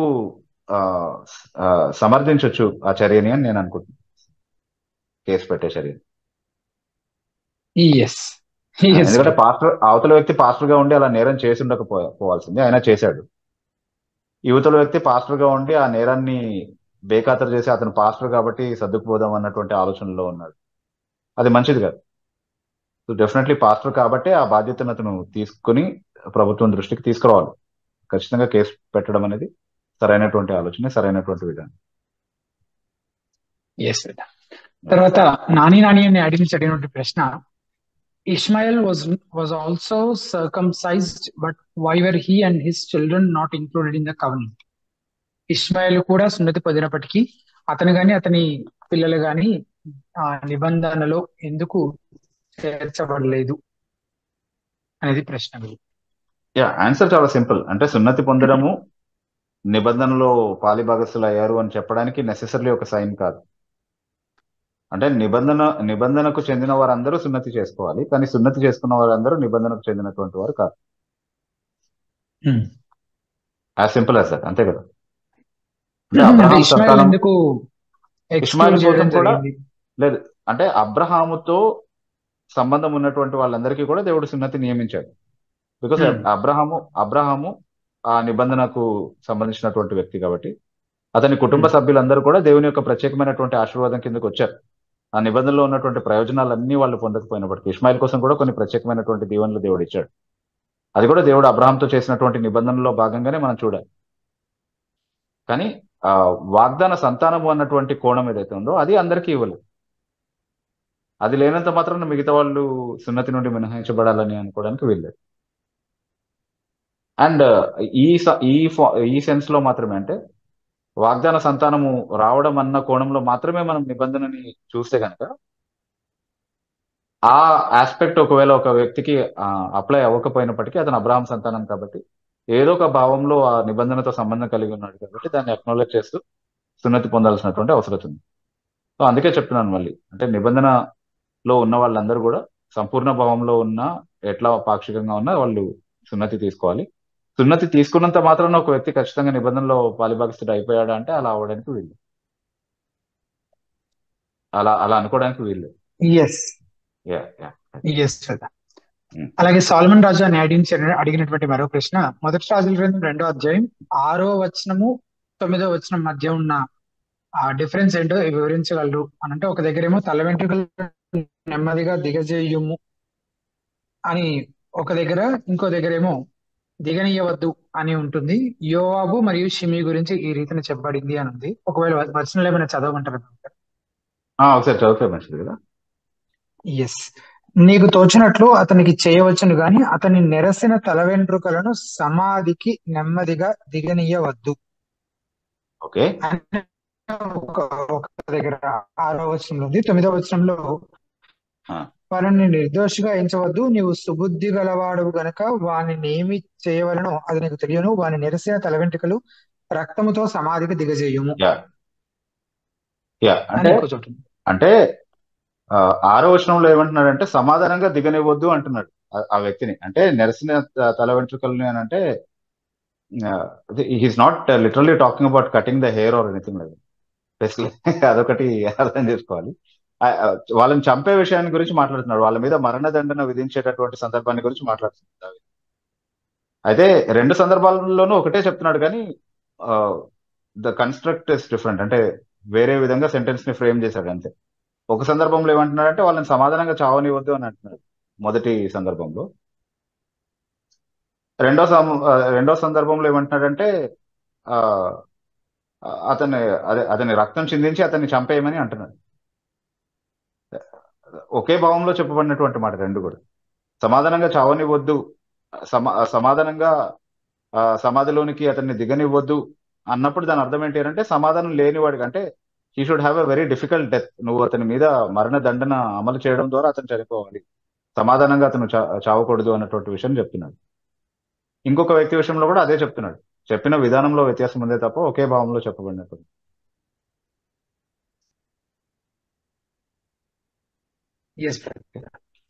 తర్వాత క్రిష్ అని అడిగినటువంటి ప్రశ్న, దేవుని దయ ఎల్లప్పుడూ పొందుకోవాలని విధేయతతో అనుదినము బైబిల్ ధ్యానిస్తుంటాము. కొన్ని ప్రత్యేక విషయాలలో ముఖ్యంగా ఉపవాసం చేస్తాము. భోజనం కన్నా ఫలానా విషయం దేవుని దయ కోసం లేదా దేవుని చిత్తం కోసం ప్రాధాన్యత ఇస్తూ ఉపవాస సమయం దేవునితో గడిపి అంగలారుస్తాం. ఆ విషయంలో దయ పొందుకున్నాక ఇలా ఉపవాసంతో దయ ఎర్న్ చేసుకున్నామా, అంటే దాన్ని సంపాదించుకున్నామా? రక్షణ క్రియల మూలముగా రాదు, కృప వలన మాత్రమే. మరి దయ క్రియల వలన సంపాదించుకోగలమా? దేవుడు రక్షణ ఫ్రీగా ఇచ్చినట్టే కొన్ని ప్రత్యేక విషయాల్లో దేవుని దయ లేదా చిత్తం ఒక చిన్న ప్రేయర్ తో ఇవ్వచ్చు కదా అనేది ప్రశ్న. అంటే మనం ఏం చేసినా సరే దేవుని యొక్క దయని కానీ దేవుని యొక్క కృపని కానీ ఎర్న్ చేసుకోవడం అనేది సాధ్యం కాదు. We cannot earn. ఓకే, అయితే దేవుడు ఆయన కృప కనపరచడానికి కొన్ని కృపా సాధనాలని ఏర్పాటు చేశాడు. ఒకటి ఆయన వాక్యంలో ఇవ్వబడినటువంటి వాగ్దానాలు, వాటిని మనం సొంతం చేసుకుని స్వతంత్రించుకొని వాటిని చేతపట్టుకొని మనం ప్రార్థన చేయడం నేర్చుకోవాలి. రెండవది ప్రార్థన ఉపవాసాల ద్వారా మన దేవునితో సహవాస సమయాన్ని గడపడం అనేది, ఇవన్నీ కూడా కృపా సాధనాలుగా దేవుడు ఏర్పాటు చేశాడు. ఆ సాధనాలని వినియోగించడం ద్వారా, ఆ సాధనాల ద్వారా కృప మనకు చేరవేయబడాలి అన్నది దేవుని యొక్క నియమం. కాబట్టి వాటిని వాడమని మనకు నేర్పించాడు. ఆ మార్గంలో దేవుడు తన కృపని తన దయని మనకు కనబరచడానికి ఇష్టపడ్డాడు.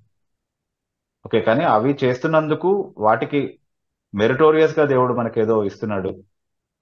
ఫలానా బిబు చాలా కష్టపడ్డాడు, చాలా ఉపవాసంలో చాలా కష్టపడ్డాడు, లేకపోతే ప్రార్థనలో చాలా శ్రమించాడు, కాబట్టి నేను ఇవ్వకపోతే బాగోదు, I'm obligated to do something for him అన్న పరిస్థితికి మాత్రం దేవుడిని ఎవరు తీసుకురాలేరు. You can never bring God to that level. Okay, తర్వాత దీనికే ఫాలో అప్ క్వశ్చన్ గా అడిగినటువంటి ప్రశ్న, అలాగే రక్షణ కొనసాగింపులో కూడా క్రియలు చేయాలి. రక్షణ కొనసాగింపు క్రియల మూలంగానా లేక కృప వలన? 50-50 అయితే నా క్రియలు సగం చేసే ఇంటెన్షన్ వస్తుంది.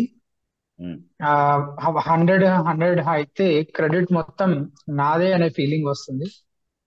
నా పర్స్పెక్టివ్ విషయంలో హెల్ప్ చేయండి, అది ప్రశ్న. రైట్. ఇట్స్ నాట్, రక్షణ అనేది దేవునితో పార్ట్నర్షిప్ కాదు.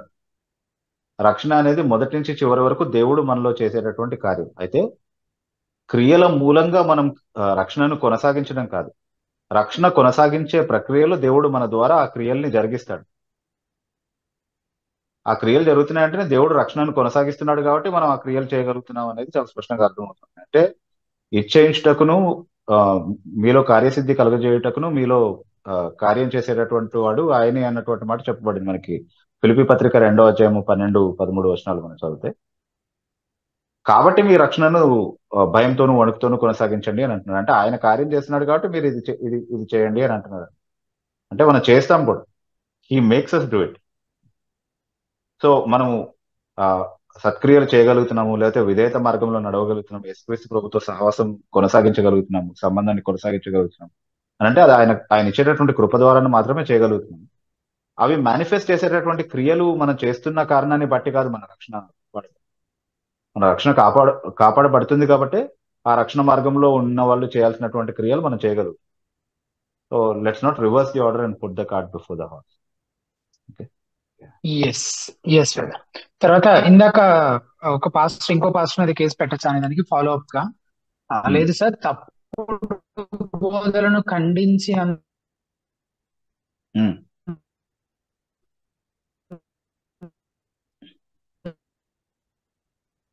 Brother Yashwant, I lost your connection case పెడుతున్నారు ఆ విషయం గురించి. I'm unable to hear you, voice బాగా బ్రేక్ అయింది. మళ్ళీ పోస్ట్ పెట్టారు. Can you repeat it? ఇప్పుడు వినిపిస్తుందా విభు గారు? నౌ ఇట్స్ ఇప్పుడు వినిపిస్తుందండి, ఇప్పుడు క్లియర్ గా ఉందా? I think it's better. ఇందాక పోలీస్ కేసు గురించి ఒక ప్రశ్న అడిగారు కదండి, ఒక పాస్టర్ ఇంకొక పాస్టర్ మీద పోలీస్ కేసు పెట్టొచ్చా అని. అవునండి. దానికి ఫాలో అప్ గా లేదు సార్, తప్పుడు బోధలను ఖండించినందుకు కేసు పెడుతున్నారు ఆ విషయం గురించి ప్రశ్న అడుగుతున్నాను అని మళ్ళీ ఫాలో అప్ గా పెట్టారు. ఓకే, అంటే వాక్య ప్రకారం అవి తప్పుడు బోధలు అని మీరు ఎందుకు చెప్పారో మీరు సమర్థించుకోగలగాలి. ఒక వ్యక్తి అంటే ఇప్పుడు చట్టంలో మనకు ఉన్నటువంటి వెసులుబాటు ఏంటి అంటే పరువు నష్టం దావా అనేది ఒకటి ఉంది. అంటే నేను దుర్బోధకుడిని కాకపోయినప్పటికీ, నేనేం తప్పు చేయకపోయినప్పటికీ ఒక వ్యక్తి నా మీద తప్పుడు ఆరోపణలు చేశాడు, దానివల్ల నాకు కలిగే చాలా నష్టం ఉంటుంది. సమాజంలో పరువు లేకుండా అవడం మాత్రమే కాకుండా అబద్ధికుడు, జనాల్ని తప్పుదోవ పట్టించేవాడు, జనాలకి కళ్ళబొల్లి మాటలు చెప్పి డబ్బులు సంపాదించుకునేవాడు అన్నటువంటి అభిప్రాయాన్ని కల్పిస్తున్నారు మీరు నా గురించి. ఇదేంటి నేను తప్పుడు బోధకుడిని అని చెప్పడం కారణం. అలా చెప్పడానికి మీ దగ్గర న్యాయమైన కారణాలు లేకపోతే నాకు మీరు పరువు నష్టం కలగజేశారు కాబట్టి నేను పరువు నష్టం దావా వేస్తాను, డిఫమేషన్ కేసు వేస్తాను మీ మీద. ఎందుకు అని అంటే అది మీ మీద పగ తీర్చుకోవడానికి కాదు, మీరు అన్యాయంగా నా మీద అలాంటి ఆరోపణలు చేశారు అనేది నేను చట్టరీత్యా నిరూపించుకోగలిగే అవకాశం ఉంది కాబట్టి, చట్టం అలాంటి వెసులుబాటు కల్పించింది కాబట్టి అది చేయడం తప్పు కాదు. ఎందుకంటే నేను తప్పు చేయనప్పుడు కూడా తప్పు చేశానని మీరు చెప్పడం మీలో దురుద్దేశము కనబడతా ఉంది. అంటే నా పరిచర్యను పాడు చేయాలని, నా మంచి రెప్యుటేషన్ ని పాడు చేయాలన్నటువంటి ఉద్దేశం చాలా స్పష్టంగా మీలో కనబడుతుంది. కాబట్టి నన్ను నేను కాపాడుకోవడానికి అది ఒకటే మార్గం కాబట్టి నేను అది చేస్తాను డెఫినెట్. కానీ అది అలా కాదు, నేను చెప్పింది న్యాయమైన విషయమే, న్యాయమైన విమర్శ నేను చేశాను, దానికి తగిన ఆధారాలు నా దగ్గర ఉన్నాయి అని అంటే మీరు కూడా చూపించుకోవచ్చు, అది చట్ట ప్రకారం చూపించి సమర్థించుకోవచ్చు. కానీ మనం గుర్తుపెట్టుకోవాలి, అంటే తప్పుడు బోధను ఖండించే బాధ్యత మనకుంది. కానీ తప్పు చేయని వాళ్ళ మీద వాళ్ళు చేయని తప్పును ఆరోపణ చేసి వాళ్ళ జీవితాన్ని కానీ వాళ్ళ పరిచర్యని కానీ పాడు చేసేటటువంటి హక్కు కానీ అధికారం కానీ ఎవరికీ లేదు. అది దేవునికి వ్యతిరేకంగా, మన సహోదరుడికి వ్యతిరేకంగా మనం చేసే పాపం అవుతుంది. కాబట్టి ఎప్పుడూ అలా చేయకుండా జాగ్రత్త పడాలి. అనవసరమైనటువంటి విమర్శలు చేయడం మానుకోవాలి. నిజంగా దీనివల్ల సంఘానికి నష్టం కలుగుతుంది, ఇలాగే నిజంగా వాక్యం తప్పుగా చిత్రీకరించబడింది అన్నటువంటి సందర్భాల్లో మాత్రమే మనం ఖండించి మాట్లాడాలి. అక్కడ కూడా సాధ్యమైనంత వరకు అది వ్యక్తిగతమైనటువంటి విషయం కాదు కాబట్టి వ్యక్తిగత దూషణలు లేకుండా అంశాన్ని మాత్రమే వివరించి జనాలకి ప్రయోజనం కలిగే విధంగా కూడా ఆ దుర్బోధన మనం ఖండించడం అనేది నేర్చుకోవాలి. Okay, so it's not against the person, it's against his doctrine అనేది గుర్తుపెట్టుకోవాలి. తర్వాత టాబోర్ క్రిస్టియన్ అసెంబ్లీ అనే ఐడియాటువంటి ప్రశ్న మనం అర్థం చేసుకునే విధంగా విద్యా జ్ఞానం లేని వారు రక్షణను గూర్చి అర్థం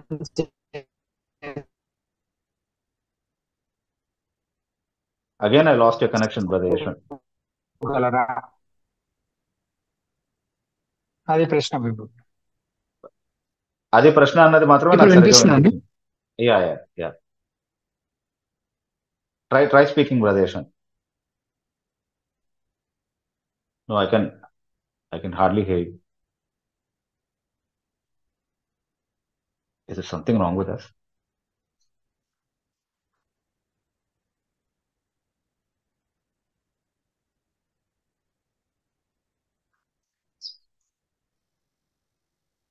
మనం అర్థం చేసుకునే విధముగా విద్యా జ్ఞానం లేని వారు రక్షణను గురించి అర్థం చేసుకోగలరా అనేది ప్రశ్న.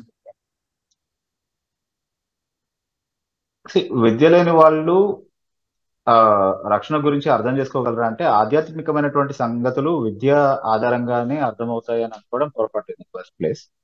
ఆ, అ- అయితే ఆ రక్షణకు అవసరమైనటువంటి విషయాలు అర్థం చేసుకోవడానికి విద్య అవసరం లేదు. అంటే ఒక వ్యక్తి రక్షింపబడడానికి ఇంత లోతైన సైద్ధాంతిక అవగాహన వచ్చిన తర్వాతే అతనికి రక్షణ వస్తుంది అన్నటువంటి కొలబద్ద మనం పెట్టడానికి వీల్లేదు. ఎందుకంటే రక్షణ ఉచితమైనది, దేవుడు అద్భుతంగా ఒక వ్యక్తిలో జరిగించేటటువంటి కార్యం. కానీ ఆ తర్వాత రక్షణ సంబంధమైనటువంటి విషయాలు ఏవైతే బోధించబడ్డాయో వాక్యంలో, అవి నేర్చుకోవడానికి అవసరమైనటువంటి విద్య మనం ఇవ్వాలి. అంటే కనీసం బైబిల్ చదువుకునే ఆ, ఆ, అంటే దేవుడు రాతపూర్వకంగా తన వాక్యాన్ని ఇచ్చాడు అన్నటువంటి విషయాన్ని మనం గుర్తిస్తున్నప్పుడు ఫస్ట్ ఆఫ్ ఆల్ దాన్ని చదవగలిగేటటువంటి స్థాయికైనా మనం ఎదగాలి అన్నటువంటి ఎక్స్పెక్టేషన్ దేవుడు మన ముందు పెట్టాడు అనేది అక్కడే అర్థమవుతుంది కదా చాలా క్లియర్. లేకపోతే అసలు రాతపూర్వకంగానే దేవుడు తన వాక్యాన్ని ఎందుకు ఇచ్చాడు? దాన్ని బోధించే బోధకులు మనకి దేవుడు ఇచ్చినప్పుడు అంటే ఆ చెప్పబడినటువంటి బోధల స్థాయిని అందుకునేటటువంటి కేపబిలిటీని మనం రీచ్ అవ్వాలి, అంత మేరకు మనం చదువుకోవాలి, అంత మేరకు విద్యార్హతలు మనం కలిగి ఉండాలి అన్నటువంటి ఎక్స్పెక్టేషన్ ని మనం ఖచ్చితంగా అర్థం చేసుకోగలుగుతాం. సో అందుకే మన మిషనరీస్ దాన్ని గుర్తించి బేసిక్ ఎడ్యుకేషన్ అనేది ప్రమోట్ చేశారు. ప్రైమర్లీ ఎడ్యుకేషన్ మాత్రమే ఇవ్వాలనే ఉద్దేశంతో కాదు, ఎడ్యుకేటెడ్ గా ఉండాలి ఒక సమాజము, దానికోసం మాత్రమే కాదు. కానీ సువార్త వాళ్ళకి అర్థం అవ్వాలంటే, వాక్యం సరిగ్గా వాళ్ళు గ్రహించగలగాలంటే వాళ్ళకి విద్య మనం నేర్పించాలి అన్నటువంటి ఉద్దేశంతోనే చేశారు. కాబట్టి వాక్యపు లోతు అవగాహన మనకు కావాలి అని అంటే ఖచ్చితంగా మనం విద్యా విహీనులుగా ఉండడం ద్వారా అది జరిగే పని కాదు. మనం ఖచ్చితంగా నేర్చుకునేటటువంటి ప్రయత్నం చేయాలి. We should understand, we should make every effort to understand to the best of our ability. అయితే అపోస్తలు విద్య లేని వారు అన్నటువంటి విషయం చెప్పబడింది కదా అని అంటే, వాళ్ళకి ప్రత్యేకమైనటువంటి పరిశుద్ధాత్మ ప్రత్యక్షత ద్వారా వారికి ప్రత్యేకమైనటువంటి ఒక ఆధిక్యత అనుగ్రహించబడింది. వాళ్ళు ఏమీ నేర్చుకోకుండానే, అంటే ఇది భాషావరం లాంటిది అనమాట. అంటే ఇప్పుడు భాష నేర్చుకోకుండానే ఆ భాష మాట్లాడే వరం ఎలాగైతే ఉందో, అలాగే ఏ జ్ఞానము నేర్చుకోకుండానే నేరుగా పరలోకం నుండి ప్రత్యక్షత రూపంగా దేవుడు జ్ఞానాన్ని ప్రసాదించినటువంటి ఒక ప్రత్యేకమైనటువంటి వరము అపోస్తలులకి ఇవ్వబడింది. అదే అందరికీ ఇస్తాడు అని ఎక్కడ చెప్పలేదు. మనం నేర్చుకునే విధంగా దేవుడు తన వాక్యాన్ని రాసి మనకు అందుబాటులో ఉంచాడు. కాబట్టి అది నేర్చుకోవడానికి ఏ సాధనాలు మనకు కావాలో అవన్నీ కూడా మనం అందుకునే ప్రయత్నం చేయాలి, ఇతరులకు కూడా అందించే ప్రయత్నం చేయాలి.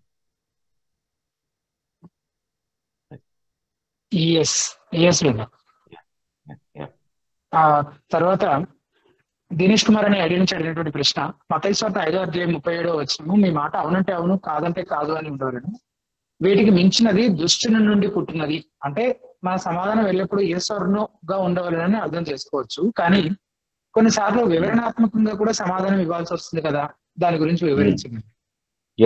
సో ఎస్ ఆర్ నోలోనే ఆన్సర్ చెప్పాలి, తర్వాత ఏ వివరణ ఇవ్వకూడదు అని కాదు. అక్కడ ఎస్ ఆర్ నో అని కాకుండా అమ్మ తోడు, నాన్న తోడు, నీ తోడు, నా తోడు అని మాట్లాడుతుంటారు కదా, అలా చెప్పొద్దు అంటున్నాడు. ఆ సందర్భం అంతా కూడా ఒట్టు పెట్టుకోవడం గురించి. మత్తయి సువార్త 5వ అధ్యాయము 33 నుంచి 37 వరకు ఉన్నటువంటి సందర్భం అంతా కూడా ఒట్టు పెట్టుకోవడం గురించి. సో అనాలోచితంగా ఒట్లు పెట్టేసుకొని ప్రతి చిన్నదానికి ప్రమాణం చేయడము, ప్రతి చిన్నదానికి వారి తోడు వీరి తోడు అని ఒట్లు పెట్టుకునేటటువంటి పరిస్థితిలో ఉన్నారనమాట యూదులు ఆ సమయం. అది దేవునికి ఆమోదయోగ్యమైనది కాదు, అది దేవుడు దాన్ని గంభీరంగా పరిగణిస్తాడు అని చెప్పడం కోసం చెప్పబడినటువంటి మాట. అంటే అలా ఒట్లు పెట్టుకోవడాన్ని అంత లూజ్ గా వాడేటటువంటి ఆ పద్ధతి ఏదైతే ఉందో అది సాతాను నుండి కలుగుతుంది, దుష్టుని నుండి కలుగుతుంది, లేకపోతే మీ దుష్ట హృదయం నుండి కలిగేటటువంటిది అనే భావాల్లో చెప్పడం కోసం ఆ మాట చెప్పబడింది, వివరణ ఇవ్వకూడదు అని కాదు. రాజ్ కుమార్ నిడమర్తి అని అడిగినటువంటి ప్రశ్న, ఎహెజ్కేలు కింద 18:2 తండ్రులు ద్రాక్షకాయలు తినగా పిల్లల పండ్లు పులిసినని మీరు చెప్పుదురే, ఇశ్రాయేలు దేశమును గురించి ఈ సామెత మీరు ఎందుకు పలికెదరు? నా జీవముతోడు ఇశ్రాయేలీయులలో మీరిక పలుకరు. ఎహెజ్కేలు 18:20 అని క్వశ్చన్ మార్క్ పెట్టారు. అంటే దాన్ని వివరించమని అడుగుతున్నారు. అంటే ఆ సమయంలో ఎహెచ్కేలు కాలంలో ఉన్న ఇశ్రాయేలీయులు ఏం చెప్తున్నారంటే, వాళ్ళ మీదకి చాలా విధాలుగా దేవుడు తన శిక్షా విధిని రప్పిస్తూ ఉంటే దాదాపుగా వాళ్ళు చెరలో వెళ్ళిపోయేటటువంటి పరిస్థితులు, లేకపోతే వెళ్ళిపోయారు అనుకుంటాను ఆల్రెడీ. ఎహెచ్కేల్ కాలానికి చెరలోనికి వెళ్ళిపోయారు. అంటే వాళ్ళు 3 విడతలుగా 4 విడతలుగా తీసుకెళ్లారు కదా చెరలోకి వాళ్ళని. సో అప్పుడు కొంతమందిని, ఇప్పుడు కొంతమందిని అలా తీసుకెళ్లారు. సో ఆల్రెడీ వాళ్ళు చెరలోకి వెళ్ళిపోతా ఉన్నటువంటి పరిస్థితి అనమాట అది. సో ఆ సమయంలో ఎహెచ్కేలు కాలంలో ఇశ్రాయేలీయులు ఏమంటున్నారు అని అంటే, మా తండ్రులు, మా పితరులు చేసినటువంటి పాపాలని బట్టి మేము ఇదంతా కూడా అనుభవించాల్సి వస్తుంది అన్నటువంటి మాట చెప్తున్నారు.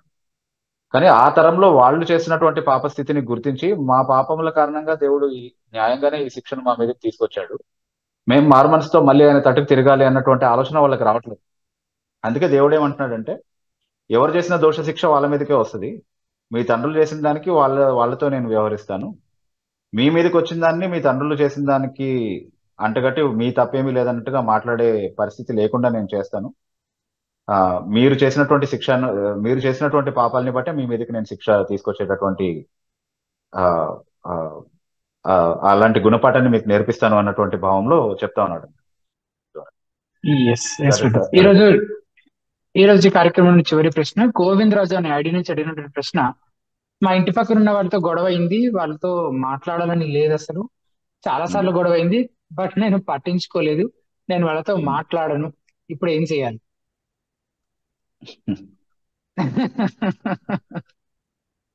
అంటే గొడవ అయింది అని అంటే మనకు తెలియదు, దాని డీటెయిల్స్ ఏమీ తెలియదు మనకి. ఫస్ట్ అండ్ ఫార్మోస్ట్ థింగ్ ఏంటి అంటే, ఏ గొడవలో అయినా సరే నాదేం తప్పు లేదు, అవతల వాళ్ళదే తప్పు ఉంది అని సాధారణంగా మన సహజ స్వభావం మనకు చెప్తుంది. అంటే ఈ ప్రశ్న అడిగిన వాళ్ళని నేనేమనట్లేదు, అందరికీ ఉన్నటువంటి సహజ స్వభావం అదే. గొడవలో ఇద్దరి ప్రమేయం ఉన్నప్పటికీ, ఇద్దరి కాంట్రిబ్యూషన్ ఉన్నప్పటికీ కూడా అవతల వ్యక్తిది మాత్రమే పెద్దగా చేసి చూపించడము, మనదేమీ లేదు అని చెప్పడము సాధారణంగా జరుగుతుంది. కానీ మన పొరపాటు కూడా అందులో ఉండే అవకాశం ఉంది. దాన్ని మనం ఎవరి దగ్గరికి వెళ్ళి చెప్పుకోవాలని కాదు, కానీ సావధానంగా మనం ఆలోచిస్తే మన పాత్ర ఎంతవరకు ఉంది ఆ గొడవ కావటంలో, లేకపోతే ఆ గొడవ కొనసాగటంలో, లేకపోతే పరిస్థితులు ఇంతగా దిగజారటంలో ఎంతవరకు మనం ఎక్కడైనా పొరపాటు చేశాము అనేది దేవుని ఎదుట యథార్థంగా మనల్ని మనం పరిశీలన చేసుకుని, దాంట్లో మనం ఏమైనా సరి చేసుకుని, మనం ఏమైనా సవరణలు చేసుకుని, ఆ విషయంలో మనం ఏమైనా తగ్గే అవకాశం ఉంటే అది తప్పకుండా ఒక క్రైస్తవునికి ఉండాల్సినటువంటి లక్షణం. First point. సెకండ్ పాయింట్ ఏంటి అని అంటే, ఒకవేళ అవతల వ్యక్తిదే తప్పు అని న్యాయంగా మనకు తెలుసు, మన మనసాక్షికి కూడా తెలుసు, దేవుని ఎదుట కూడా దాన్ని యథార్థంగా ఒప్పుకోగలుగుతున్నాము అన్నప్పుడు పెద్ద మనసు చేసుకొని వాళ్ళని క్షమించండి. అలా అని చెప్పి ఒకవేళ వాళ్ళు ఎప్పుడూ అవకాశంగా చేసుకొని ప్రతి చిన్నదానికి గొడవపడే మనస్తత్వం ఉన్నటువంటి వాళ్ళైతే వాళ్ళతో సమాధానంగా ఉండాలని మీరు ప్రయత్నించినా అది వర్కౌట్ అవ్వదు, అది కాదు వాళ్ళ స్వభావం, వాళ్ళతో మనం ఉండలేము, అది మనకి ఎప్పుడు కాన్స్టెంట్ గా డిస్టర్బెన్స్ లాగా ఉంటుంది అని అనుకుంటే వాళ్ళతో వెళ్ళి మాట్లాడాల్సిన పని లేదు. ఎందుకంటే వాళ్ళ తప్పు కాబట్టి వాళ్ళే వచ్చి సమాధాన పడాలి. బైబిల్ నియమం ప్రకారం కూడా లూకాసు వార్త 17వ అధ్యాయము మొదటి 3-4 వచనాలు మనం చదివినప్పుడు, నీ సహోదరుడు నీకు వ్యతిరేకంగా తప్పిదం చేస్తే అతన్ని గద్దించము, అతను ఒకవేళ తిరిగి క్షమాపణ అడిగితే క్షమించమని ఉందన్నమాట. సో వాళ్ళు వచ్చి క్షమించమని అడిగితే ఖచ్చితంగా మనం వాళ్ళని అంగీకరించే విషయాల మనసు కలిగి ఉండాలి. కానీ అలా చేయకపోయినప్పటికీ మనసులో మాత్రం వాళ్ళ మీద ఎలాంటి పగ లేకుండా సాధ్యమైతే వాళ్ళ కోసం ప్రార్థన కూడా చేస్తూ, వాళ్ళ మార్పు కోసం, వాళ్ళ క్షేమం కోసం మార్పు కూడా చేస్తూ వాళ్ళ విషయంలో మీరు సమాధాన వైఖరి కలిగి ఉండడం మంచిది. అలా అని చెప్పి మీరేమీ వెళ్ళి దాన్ని వ్యక్తపరచిన అవసరం లేదు. సెక్యూరిటీ ఇష్యూస్ ఉండొచ్చు కొన్ని గొడవల్లో. సో అలాంటప్పుడు మనం దాన్ని ఏమి ఖాతరు చేయకుండా వెళ్ళి మాట్లాడాలని వాక్యం ఏం చెప్పట్లేదు. మన తప్పు ఉంటే మనం వెళ్ళి తగ్గాలని చెప్తుంది తప్ప, అవతల వ్యక్తుల తప్పులే ఉంటే కనుక మనం వాళ్ళని క్షమించి ఎలాంటి ద్వేషభావం వాళ్ళ మీద లేకుండా వాళ్ళ మేలు మాత్రమే కోరేవారిగా మనం ఉంటూ వాళ్ళతో మాట్లాడకపోయినా అందులో వచ్చిన నష్టమేమి లేదు, ఇబ్బంది ఏమి. ఎస్, ఇందాక రాజ్ కుమార్ నిడమర్తి అని అడిగినటువంటి వారు 2 వేరు పోస్టులలో వాళ్ళ క్వశ్చన్ 2 హాఫ్స్ అక్కడ కొంచెం ఇక్కడ కొంచెం పెట్టారు. అవి 2 కలిపి అడిగితే బాగుంటుంది బ్రదర్ అని కామెంట్ లో పెట్టారు. ఐఎమ్ సారీ బ్రదర్, కింద మీరు పెట్టిన మెసేజ్ నేను చూడలేదు. మీరు నెక్స్ట్ వీక్ మళ్ళీ కలిపి అదే అంటే వెంటనే ఇలాగే ముందుగానే పోస్ట్ చేసే ప్రయత్నం చేయండి. 8 గంటలకే తప్పకుండా మీ ప్రశ్న తీసుకుంటాను. అండ్ గోవిందరాజు గారు ఇప్పుడు ఆన్సర్ చేస్తున్నప్పుడే మధ్యలో మాట్లాడను అని పెట్టి తర్వాత థ్యాంక్ యూ బ్రదర్ అని చెప్పారు. ఓకే, ఈ రోజుకి కార్యక్రమాన్ని మనం ఇంతటితోటి ముగించుకుంటున్నాము. కార్యక్రమం కొరకు మనం అనుకున్న సమయం అయిపోయింది కనుక ప్రతి వారం లాగానే ఈ వారం కూడా కొన్ని క్విక్ అనౌన్స్మెంట్స్ తోటి మనం ముగించుకుంటాము. హితబోధ కేవలం ఈ ప్రశ్నోత్తరాల లైవ్ కార్యక్రమాన్ని మాత్రమే కాకుండా ఇంకా అనేక రీసోర్సెస్ తెలుగులో ఉచితంగా మీకు తెలుగు క్రైస్తవ సమాజానికి అందుబాటులోకి తీసుకురావడం కొరకు పనిచేస్తుంది. సో ఆ రీసోర్సెస్ అన్ని మీకు 3 విధాలుగా అందుబాటులో ఉన్నాయి. ఒకటి హితబోధ యూట్యూబ్ ఛానల్ ద్వారా మీరు యూట్యూబ్ సర్చ్ బాక్స్ లో హితబోధ అని టైప్ చేస్తే హితబోధ యూట్యూబ్ ఛానల్ కనిపిస్తుంది. దాన్ని సబ్స్క్రైబ్ చేసుకుని బెల్ ఐకాన్ ప్రెస్ చేయండి. మీకు రెగ్యులర్ గా అప్డేట్స్ వస్తూ ఉంటాయి. అలాగే హితబోధ వెబ్సైట్ గూగుల్లో గూగుల్ సెర్చ్ బాక్స్ లో హితబోధ అని టైప్ చేస్తే హితబోధ వెబ్సైట్ కనిపిస్తుంది. ప్రతి ఒక్కళ్ళు దయచేసి ఒకసారైనా హితబోధ వెబ్సైట్ ని విజిట్ చేయాలని, అందులో ఉన్న కామెంటరీస్, అలాగే బుక్స్, ఆర్టికల్స్, ఇంకా ఏమేమి రీసోర్సెస్ ఉన్నాయో ఒకసారైనా చూడాలని రిక్వెస్ట్ చేస్తున్నాం. ఒకసారి విజిట్ చేసి, అలాగే హితబోధ యాప్ మీరు ప్లే స్టోర్ లో హితబోధ అని టైప్ చేస్తే హితబోధ యాప్ కనిపిస్తుంది. దాన్ని ఇన్స్టాల్ చేసుకుంటే వెబ్సైట్ లో ఉన్న చాలా రీసోర్సెస్ అన్ని యాప్ రూపంలో కూడా మీకు అందుబాటులో ఉంటాయి. మీ మొబైల్ ఫోన్ లో మీరు వినియోగించుకోవచ్చు ఆయా సమయాల్లో. సో ఈ రీసోర్సెస్ ని, అలాగే ఈ కార్యక్రమాన్ని మీరు మీ వ్యక్తిగత ఆధ్యాత్మిక క్షేమాభివృద్ధి కొరకు వినియోగించుకుంటూ మీకు తెలిసిన క్రైస్తవ మిత్రులకి, పరిచయస్తులందరికీ కూడా తెలియపరచడం ద్వారా వాళ్ళు కూడా బ్లెస్ చేయబడతారు కనుక ఆ రీతిని కూడా మీ వంతు కంట్రిబ్యూషన్ మీరు చేయాలని మీ అందరికీ మనవి చేస్తున్నాము. ఈ పరిచర్య గురించి మీ వ్యక్తిగత ప్రార్థనలో కూడా జ్ఞాపకం చేసుకోవాలని మనవి చేస్తూ, క్రిస్టియన్ రెస్పాన్స్ క్రైస్తవ స్పందన అనే ఈ కార్యక్రమం ప్రతి మంగళవారం సాయంత్రం 8 గంటలకి జరుగుతుంది కనుక తిరిగి మరలా వచ్చే మంగళవారం సాయంత్రం 8 గంటలకు కలుసుకుందాం. అంతవరకు సెలవు, వందనాలు.